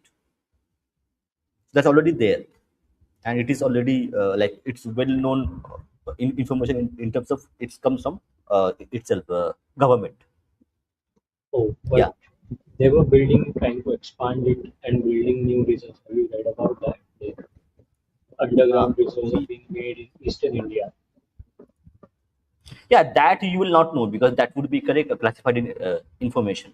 So that you will Oh, not know, yeah. that nobody will be saying, "Okay, okay, we have this here," Also, but I had one technically more they have question. it. Go ahead. One more last question, and I'll leave you guys to it. Hmm. I mean, I'll be on the listening end, but leave from here. Hmm. So, about data centers, I have this question because you guys are doing quietly around, so it might be better. Can't hear him. So, He's not clear. Can you hear him? Okay, your audio is a little bit low. Just check your mic. okay, just a minute. Can you hear me better now? Ah, it's better. Yes, yes, better, better. I'll I'll try to. I've just switched off the fan. Uh, Hopefully it is better now. Yeah, Did better, you better. know? Yeah. So I wanted to ask about data centers. So where I live, I am living in Mm-hmm. a suburb of Mumbai, called Thane, and over here they are trying to build a like a data center, and there is a lot Mm-hmm. of opposition from like local people because there is already water shortage and all. So do you guys know Mm-hmm. like if it is a good idea to uh, put a data center in a very residential sort of very busy highway sort of population dense area, will it provide jobs or like Yes, impact on yes, water shortage and everything? yes, yes, That's my yes, yes, question. yes, yes, yes, yes, yes, and beat the shit out of them. Data centers are very, very efficient with their water usage. Barely 5% of their water goes to waste. So beat the shit out of them, crap on them, Who? maybe like destroy their houses, do whatever. Let that data center be built. This is all like Oh, the wokeness that they have imported from social media, from Western countries, right? yeah. Essentially this is like a Disha Ravi movement, or you should treat this like um, the depot at RA. But since you live in Exactly. Thane, if you know these people personally, throw shit at them, give them jaundice, give them cholera, give them all kinds of diseases so that they are so weak and feeble that they can't even think about protesting. Okay. And if they have so much of a problem, tell them to live on the banks of Methi in Kurla See, No, wait, no, hold on. no, and just have all the feed, water no, they no, no, need. no, no, no, no, no. Just feed them the water. Don't make them, don't, no, let them drink that shitty water. Exactly. Okay, Let them can drink I it. And, can I give more constructive like okay. So the thing with data centers is, first of all, they take a lot. I agree, they take a lot of power, they take a lot of water. But you need to create you need like create the power, right? So if you want to create the power, there are multiple types of power methods. There is you can't do solar in that region. I'm guessing it's not a lot of flat land. You can't do maybe you can do a coal-fired plant maybe. So maybe a coal-fired plant will come up. You need people to run the coal-fired plant, so it creates jobs, right? They need people to transport the coal to the coal-fired plants. You need jobs. You need people to feed those people who transport the coal. You need people feed the people who work in the plant. You need people who will provide rest and relaxation for people who are going to work in that plant. Any job, there's a problem with a lot of the opposition in India. They don't seem to understand. Even if there are 100 jobs created by one plant, they don't just create 100 jobs. They create 100 times, certain like 3 or 4 times, because each person requires servicing from other people. And each person who has productive money has money to spend on other things, other goods. And the minute you can spend on other goods, other people are employed, gainfully employed, and it improves basically how does the economy work. Second thing, with water. Think about, okay, there's a problem with water. You can use wastewater. You can have a sewage treatment plant that cleans the water and provides clean water to the plant, to the data center. That creates jobs, right? Then whatever effluent that comes out of that plant needs to be cleaned again before it goes into the water. That creates more jobs. Like if you only care about I'm an environmentalist. So I get upset with Shastri saying environmentalist. I'm an environmentalist. I believe in the environment needs to be protected. Okay. But there's a positive form of environmentalism. This is a stupidity. I'm sorry, they're stupid people. They're like, I don't want anything in my area. This is a goop people, right? Don't use pharmaceuticals. Use the leaf on the side of the road and wipe your wound with it. It is more positive to the world. Like that, those people, idiots, like unscientific people, right? So there's always a solution, a scientific solution to such problems. You can don't stop your growth just because you're worried about the environment. There are solutions to every single environmental problem we face in our cities.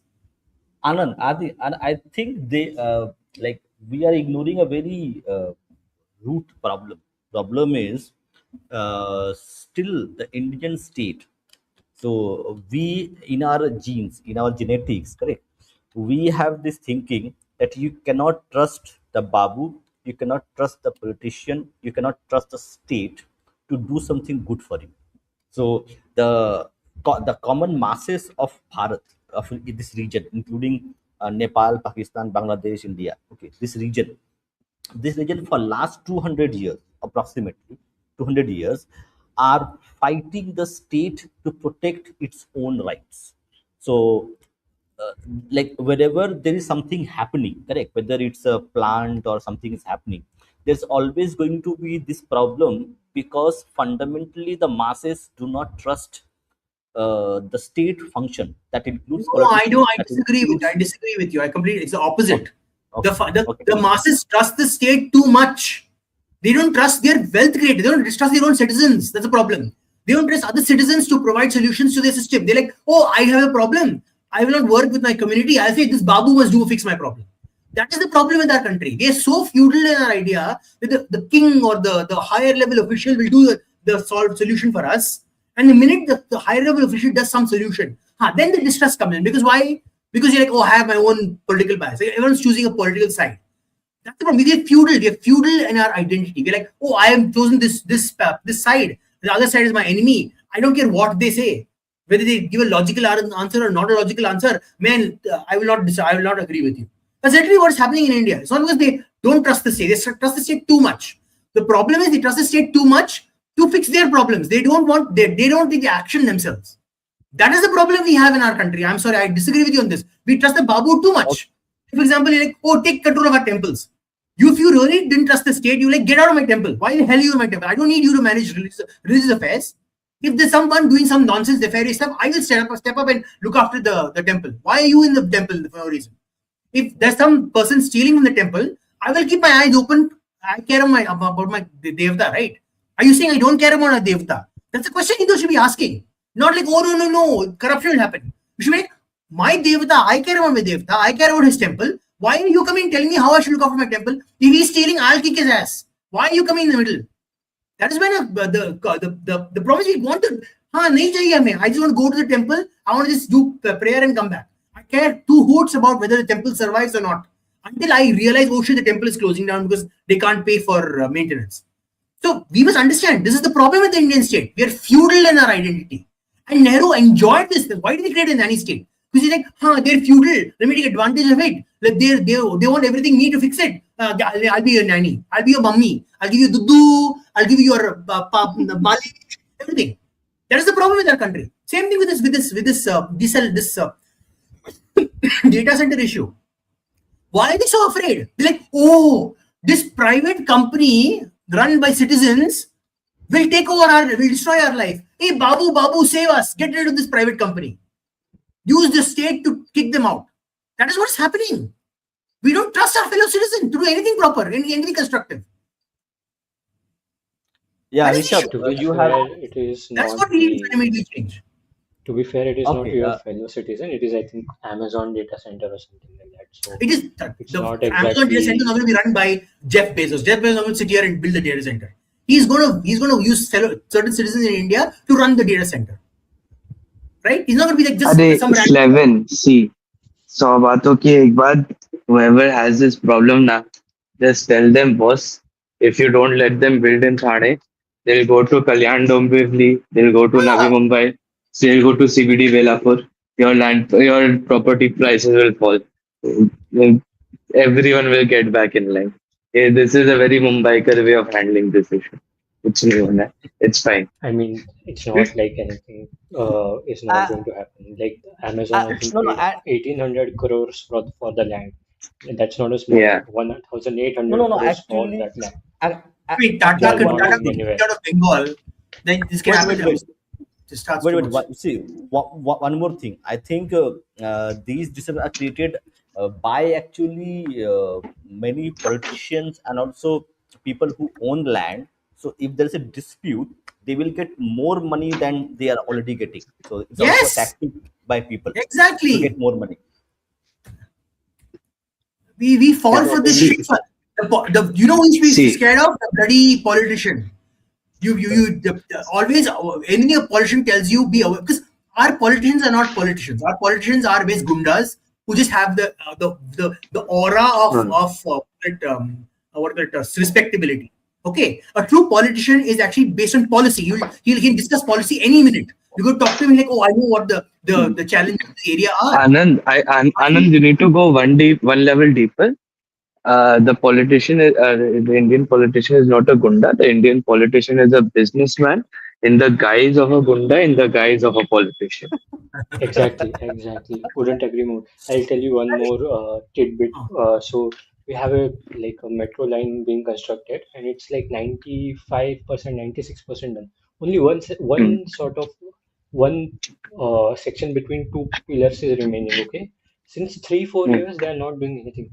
Now what has come out is that plot where that thing goes is owned by a Shiv Sena ML, like ex hmm, corporator of Shiv Sena, and he has a hoarding spot over there. So he earns lakhs of rupees from that spot. So he's not hmm, letting that spot go easily. So he jacked up the prices like crazy, and just now they got that spot after 3 4 years of negotiation. And were not letting this news come out that the land is ultimately owned by their own people, Shiv Sena people.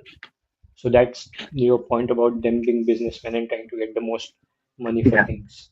See, No, that is this why I'm not is worried about the data center in the long term. They're just going to use this as a negotiation tool to maybe get some more money or whatever from Amazon. In the long run, will be they'll be able to build it up. I'm not too worried. See, it's a false equivalence to जब भी कुछ होता है, people bring up Shingur.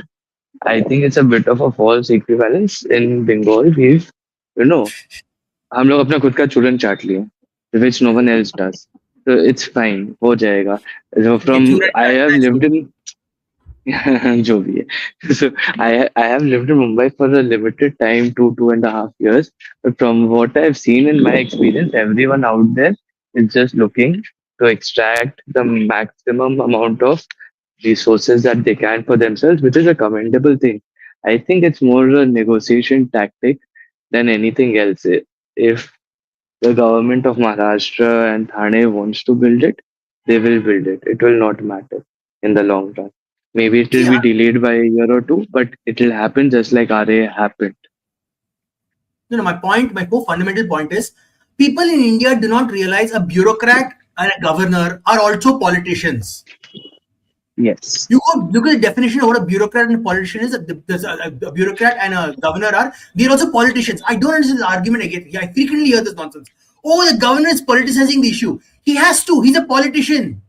He has certain duties he has to do, or there's no point sitting there. You can just give it to a robot. A robot can place there. The robot will say, yes, sir, yes, sir, yes, sir. Just stamp on the bill with a hand, and you don't need a governor. You literally don't. He is You a know what? political You know what? appointee. He's a political appointee of the central government. That doesn't matter. He's not a politician. His duty as a governor is a political one. It's one of policy. For example, if tomorrow a particular bill comes through from the state legislative assembly that is not constitutional, it is his duty, fundamental duty to prevent it. The problem in India is we don't go to first principles. A politician has to do his duty based on his role. We don't want the politician who's to do his role. What the hell? Because we have got personal political grievances. Like we have chosen a side. I mean, I wouldn't discount You want a country people's like grievances first about world. politicians. My They biggest haven't problem is been that the you want a best country like the case first studies. world. You want a country like the first world, but you want to think like the first world. I want first world living, but you don't want to think like how the first world thinks. The first world thinks a particular person's role is fixed. He has to do his duty. It doesn't matter what your political bias is. Whether you're BJP, Congress, like the left, doesn't matter. The constitution lays out a particular role for that person. They have to fulfill that role. You see, even our own judiciary doesn't follow these rules strictly. We have High Court judges, Supreme Court judges going to what they can or cannot do. The governor's role is the most clear defined role. His role is to look at a bill, observe whether it is by his judgment, whether it fits the the constitutional rights, and then pass it back to the assembly to make it more fit the constitution. That's his duty. You can't be like saying, oh no, I agree with you, the governor's rubber stamp. Then why have a governor? To cancel it, remove it from the constitution. We're wasting money on a governor's mansion, knocker, chucker, all nonsense shit for a governor because he's got no bloody work to do. Same Okay. with the courts. Look at the courts. You're like, oh, every case can be taken up to the Supreme Court. Then why have the lower courts? Remove all the lower courts, put all Supreme Court justices, and they'll handle all the cases. We're wasting so much money. We're wasting taxpayers' money on every single bloody level of our bloody courts. When nothing stands, no court, no judgment can stand permanently. Yes, we need a revolution. Let's I'm import some revolution from Iran. I'm sick of this argument, regular argument. And the worst part is our media, our journalists are bloody illiterate little idiots. No, they are very smart. They are very The smart. latest headline is debated headline like some robots. That's it. They are Acha. paid to do that. These are all They are like paid. different 5-hour discussions on their own. I think let's go get back to topic.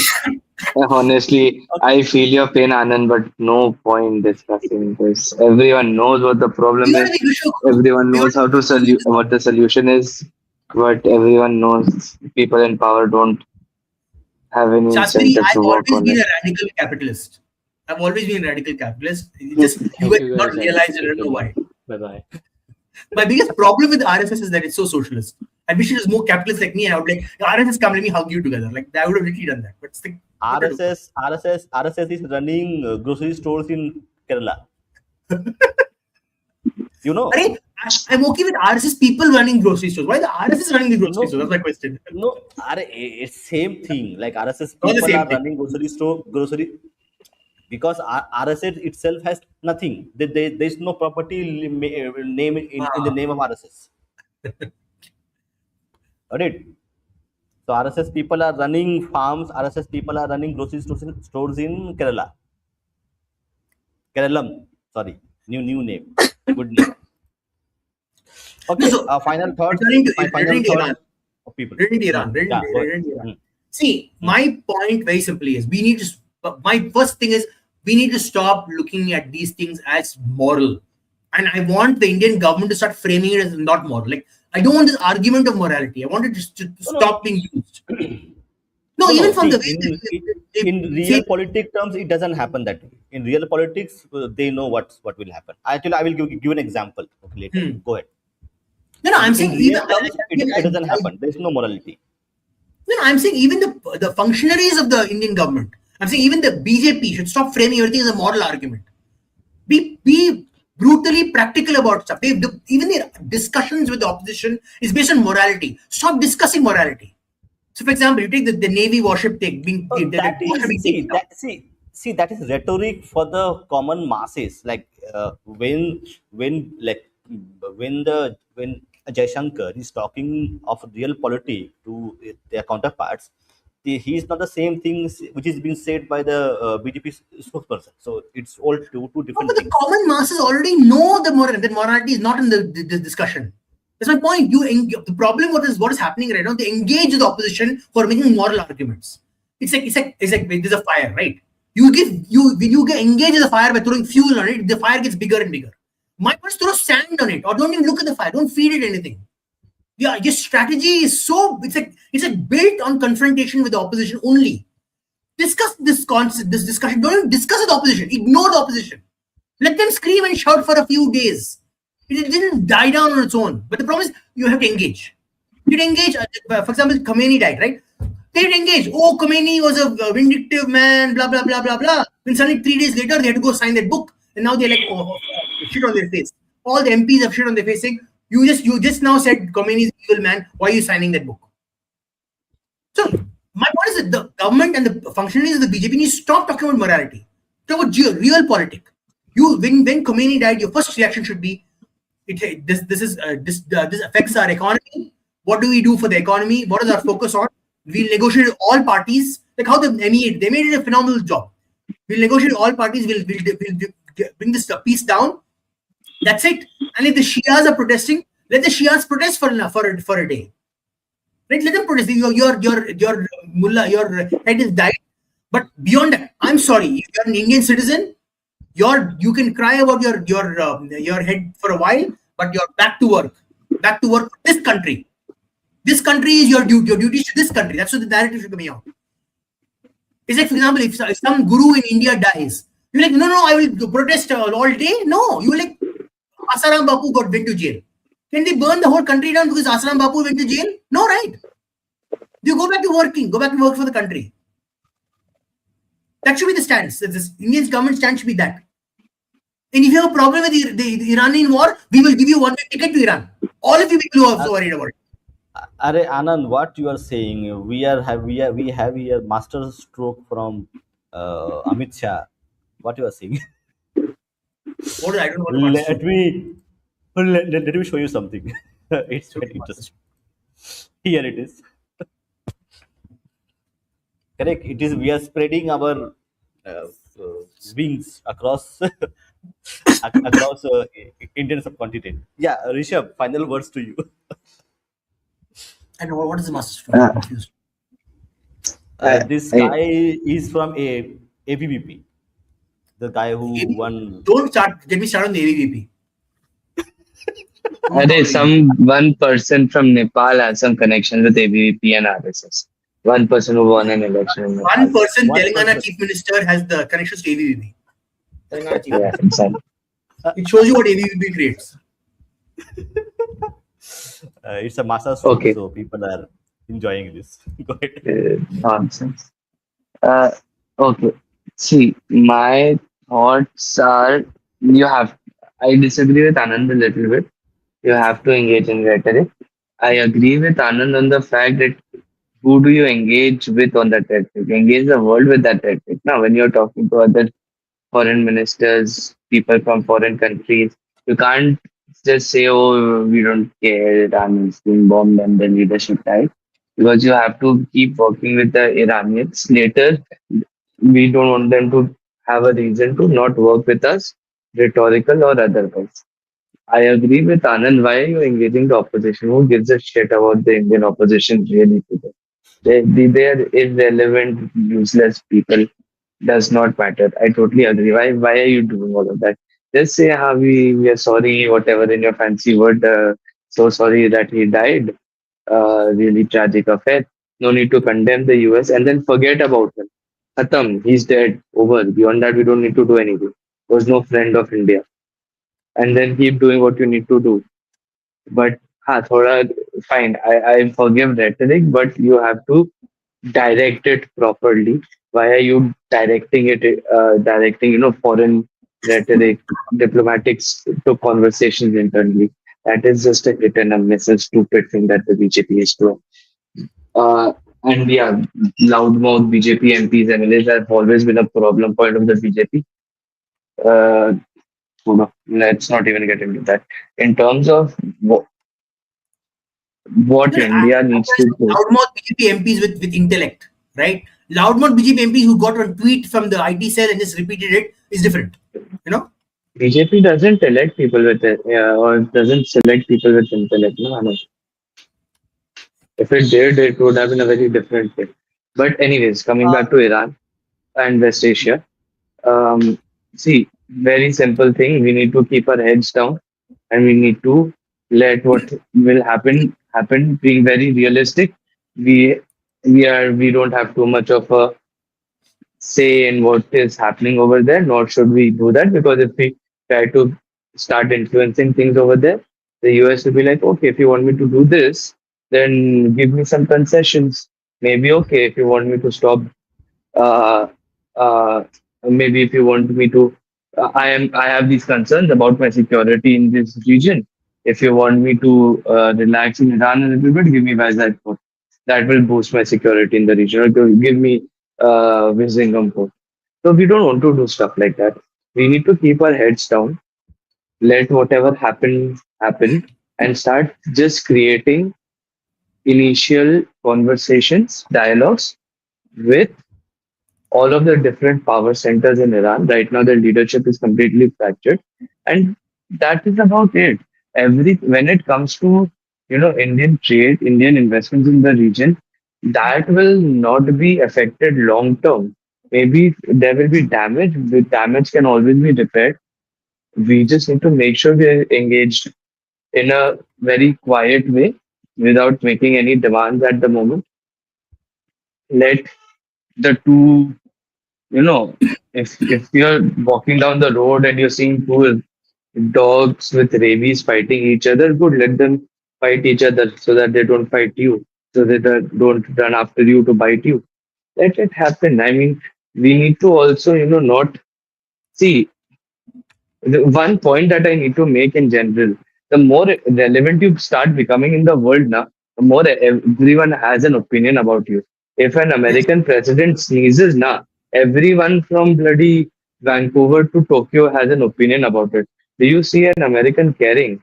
Okay, it's very new to us. I will give Indians a long group on this because it is very new to us, and we have a history where reporting about India has been so bloody unfair that people are very sensitive and touchy about it. This is a muscle that we will have to build, and we are building it. I mean, for example, in the last year or two, have you seen any serious conversation about those European metrics and all? Everyone knows they're a fraud. Pehle people used to get outraged every month about them. Abhi bhi metrics are there. And sure, some people just keep getting outraged about it. By and large, people have stopped caring. So we are also building that muscle. So we need to stop, caring so much. We are rising in the world. We are a growing power. Our economy is growing at an amazing rate. We are gonna get richer soon. We are gonna, and all of these shocks should not matter to us. We need to start having a more long term, not just the government, the people. We need to start, stop rather reacting to everything like it's doomsday, and we need to start looking at things, take a breath, and start looking at things from a long term perspective. The conflict in West Asia will affect us. Sure, it will have its oil shocks and whatever. In the long run, medium run for the Indian economy, it will not have any adverse effects. If Iran is brought to its knees and it is carved up and the world starts trading with them, it's very good for India. If this regime stays and we can, somehow here or there make deals with them, it's business as usual for India. maybe at a little bit of a diminished capacity. See, very frankly, even today, Chabahar has been a very dead investment. Uh, Most of what we wanted to do with it never fructified, and this year we had pulled out.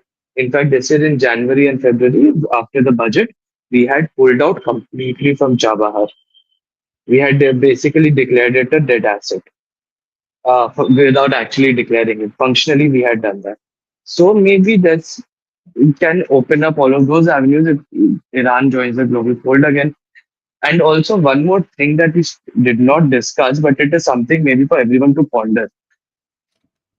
When oil prices are above $70 a barrel, American shale oil becomes commercially viable. Below that, American shale oil is not commercially viable.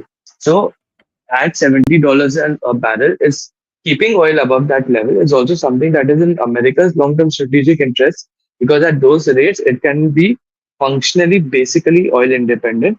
Below that, it has to be It involved in is the Middle 60, East. correct? Rishabh, it is around 60 dollars, 60, $60. 65. Okay. But Huh, last I okay, sure. last I heard it was around 60, 65, 60 to 65 range. It was there Yeah. in terms of inflation. So like Hmm. 60 was at par at which the shale gas and oil can be produced. Can be Yeah. So okay, mined. let's assume 65. So if oil starts falling below that point, and so here's the dichotomy: America will always try to do something to keep oil prices at 65 or above, assuming that's the cutoff. The Gulf countries will always try to keep oil prices below that.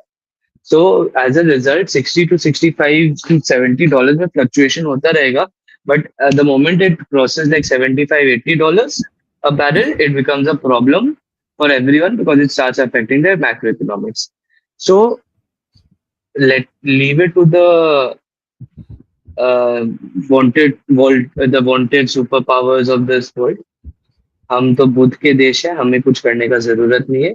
We can keep our heads down, make money on the side, and chill. No need for any panic on this. No, Okay. They will figure my out. my focus is less about whether we should uh, like wade into the political consequence. My point is make money while the sun, make hay while the sun shines, Yeah, and our strategy should exactly. be like take advantage of these people as much as possible. No friend, Hmm. trust them. Treat them as not friends. Just don't need to virtue signal. I mean, I know you're saying that you need to virtue signal a little bit to the. There's no need. They are down in the dumps. Virtue signaling is not required. Just give them economic help. Use the Yeah. different parts of it. For Like how Afghanistan. We Anand, need to virtue Anand, we need to virtue signal. Let me finish. We need to virtue signal to Afghanistan saying, "Oh, you guys are great protectors of women's rights." We need to say that to them. We need to say any of that stuff. We just need to say we will help you build your projects. We will provide you with infrastructure. We provide you with food, with money for that infrastructure. They are nice friends with us. We don't need to agree with them in terms of the moral framework. But that's my point. There's no need to virtue signal to Iran. Just say this is what we want. We don't Sure. want to work with you. That's it. Yeah, I take your point on that. I disagree, but yeah, I take your point on that. That is also a viable route. Yeah, That's why we we can got do that. the We can take the Navy. Afghanistan approach. Yeah. Why do we then negotiate into Kochi? Because you want to like tell the Iranians, don't worry, we're not your enemies in terms of military. Just don't worry, just give us the concessions. see, Anand, to just finish the point and we'll end this stream for today. See, what you need, what you need is hard power like America. America doesn't give a shit about shit to anybody because they are self-sufficient in terms of their energy, food, defense, everything. So you need hard power to actually be the state where you don't give a damn or do not do what you signal. A country, a middle power like India, has to play that game until it reaches. See, China. Take example. China. Take example. China. China has some amount of hard power. Okay, so that's why Saudi Arabia and all the Muslim countries never raised the issue of Xinjiang, the Yeah. Uyghur Muslims. Correct, correct. Because China has hard power. So India is not in that stage where it has the hard power to actually do those kind of things. So that's why India does those things, because it's a middle Also, power. one thing we never discussed, one very interesting thing we never discussed, maybe someday we can discuss it. We have Hmm. forgotten the Andamans are going to come online in a couple of years. The Hmm. Andaman Nicobar Islands are going to come online in a couple of years, including the oil drilling there offshore. We are Yes, forgetting yes, a large yes. number of oil reserves are going to come online. We will become like the Gulf at one point of time. Along with that, if we invest in thorium, invest in nuclear thorium power, we will literally become the most filthy rich country in the universe, in the whole world. If we plan our strategy right. Okay, so let's do one thing now. We will have one more stream on the thorium, because thorium is something which people don't know.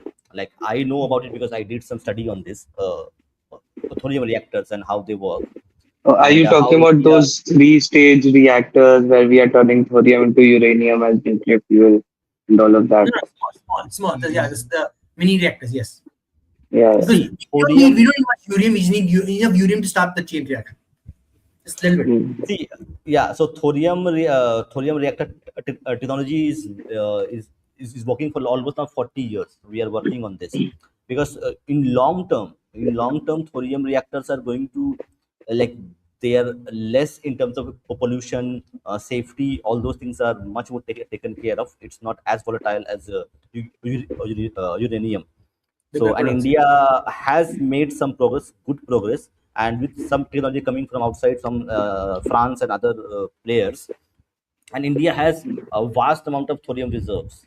Okay. Yep. So, I think, let's discuss our next stream. We'll have Anand, and also we'll have Rishabh as well. We'll publish it.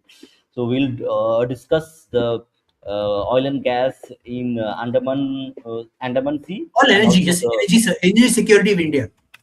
yeah, energy security in India. So we'll do that thing. That will be very Dada, can I recommend one thing over here? Maybe bolo. something more Yes, like the economics of extractive industries. Because that way we can also talk about farming and mining in addition to, you know, natural gas and energy. do one thing. In that case, you need to send me an email. Okay. You have the in our channel. You have, correct, No, our I email think I've ID. separated them into two sections. I don't think you should do it together because while they overlap a little bit, they will confuse the audience of what is the.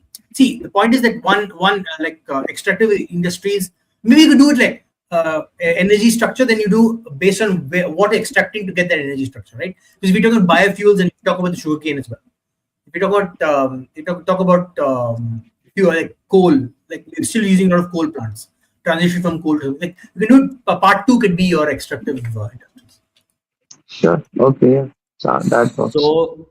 So send me email on this email ID, Navimash. Okay. So we can collaborate, and then we can actually, like, make some presentation and do it. That will be a little bit better, because now it's very easy to make presentation with data. Okay. Okay. Hmm. Thank you, Rishabh. Thank you, Anand. Thank you. Thank you all. I'll see you tomorrow. Jai Shri Ram, Vande Mataram. Just bye bye. Yeah, Shiran. Thanks everyone. Good night.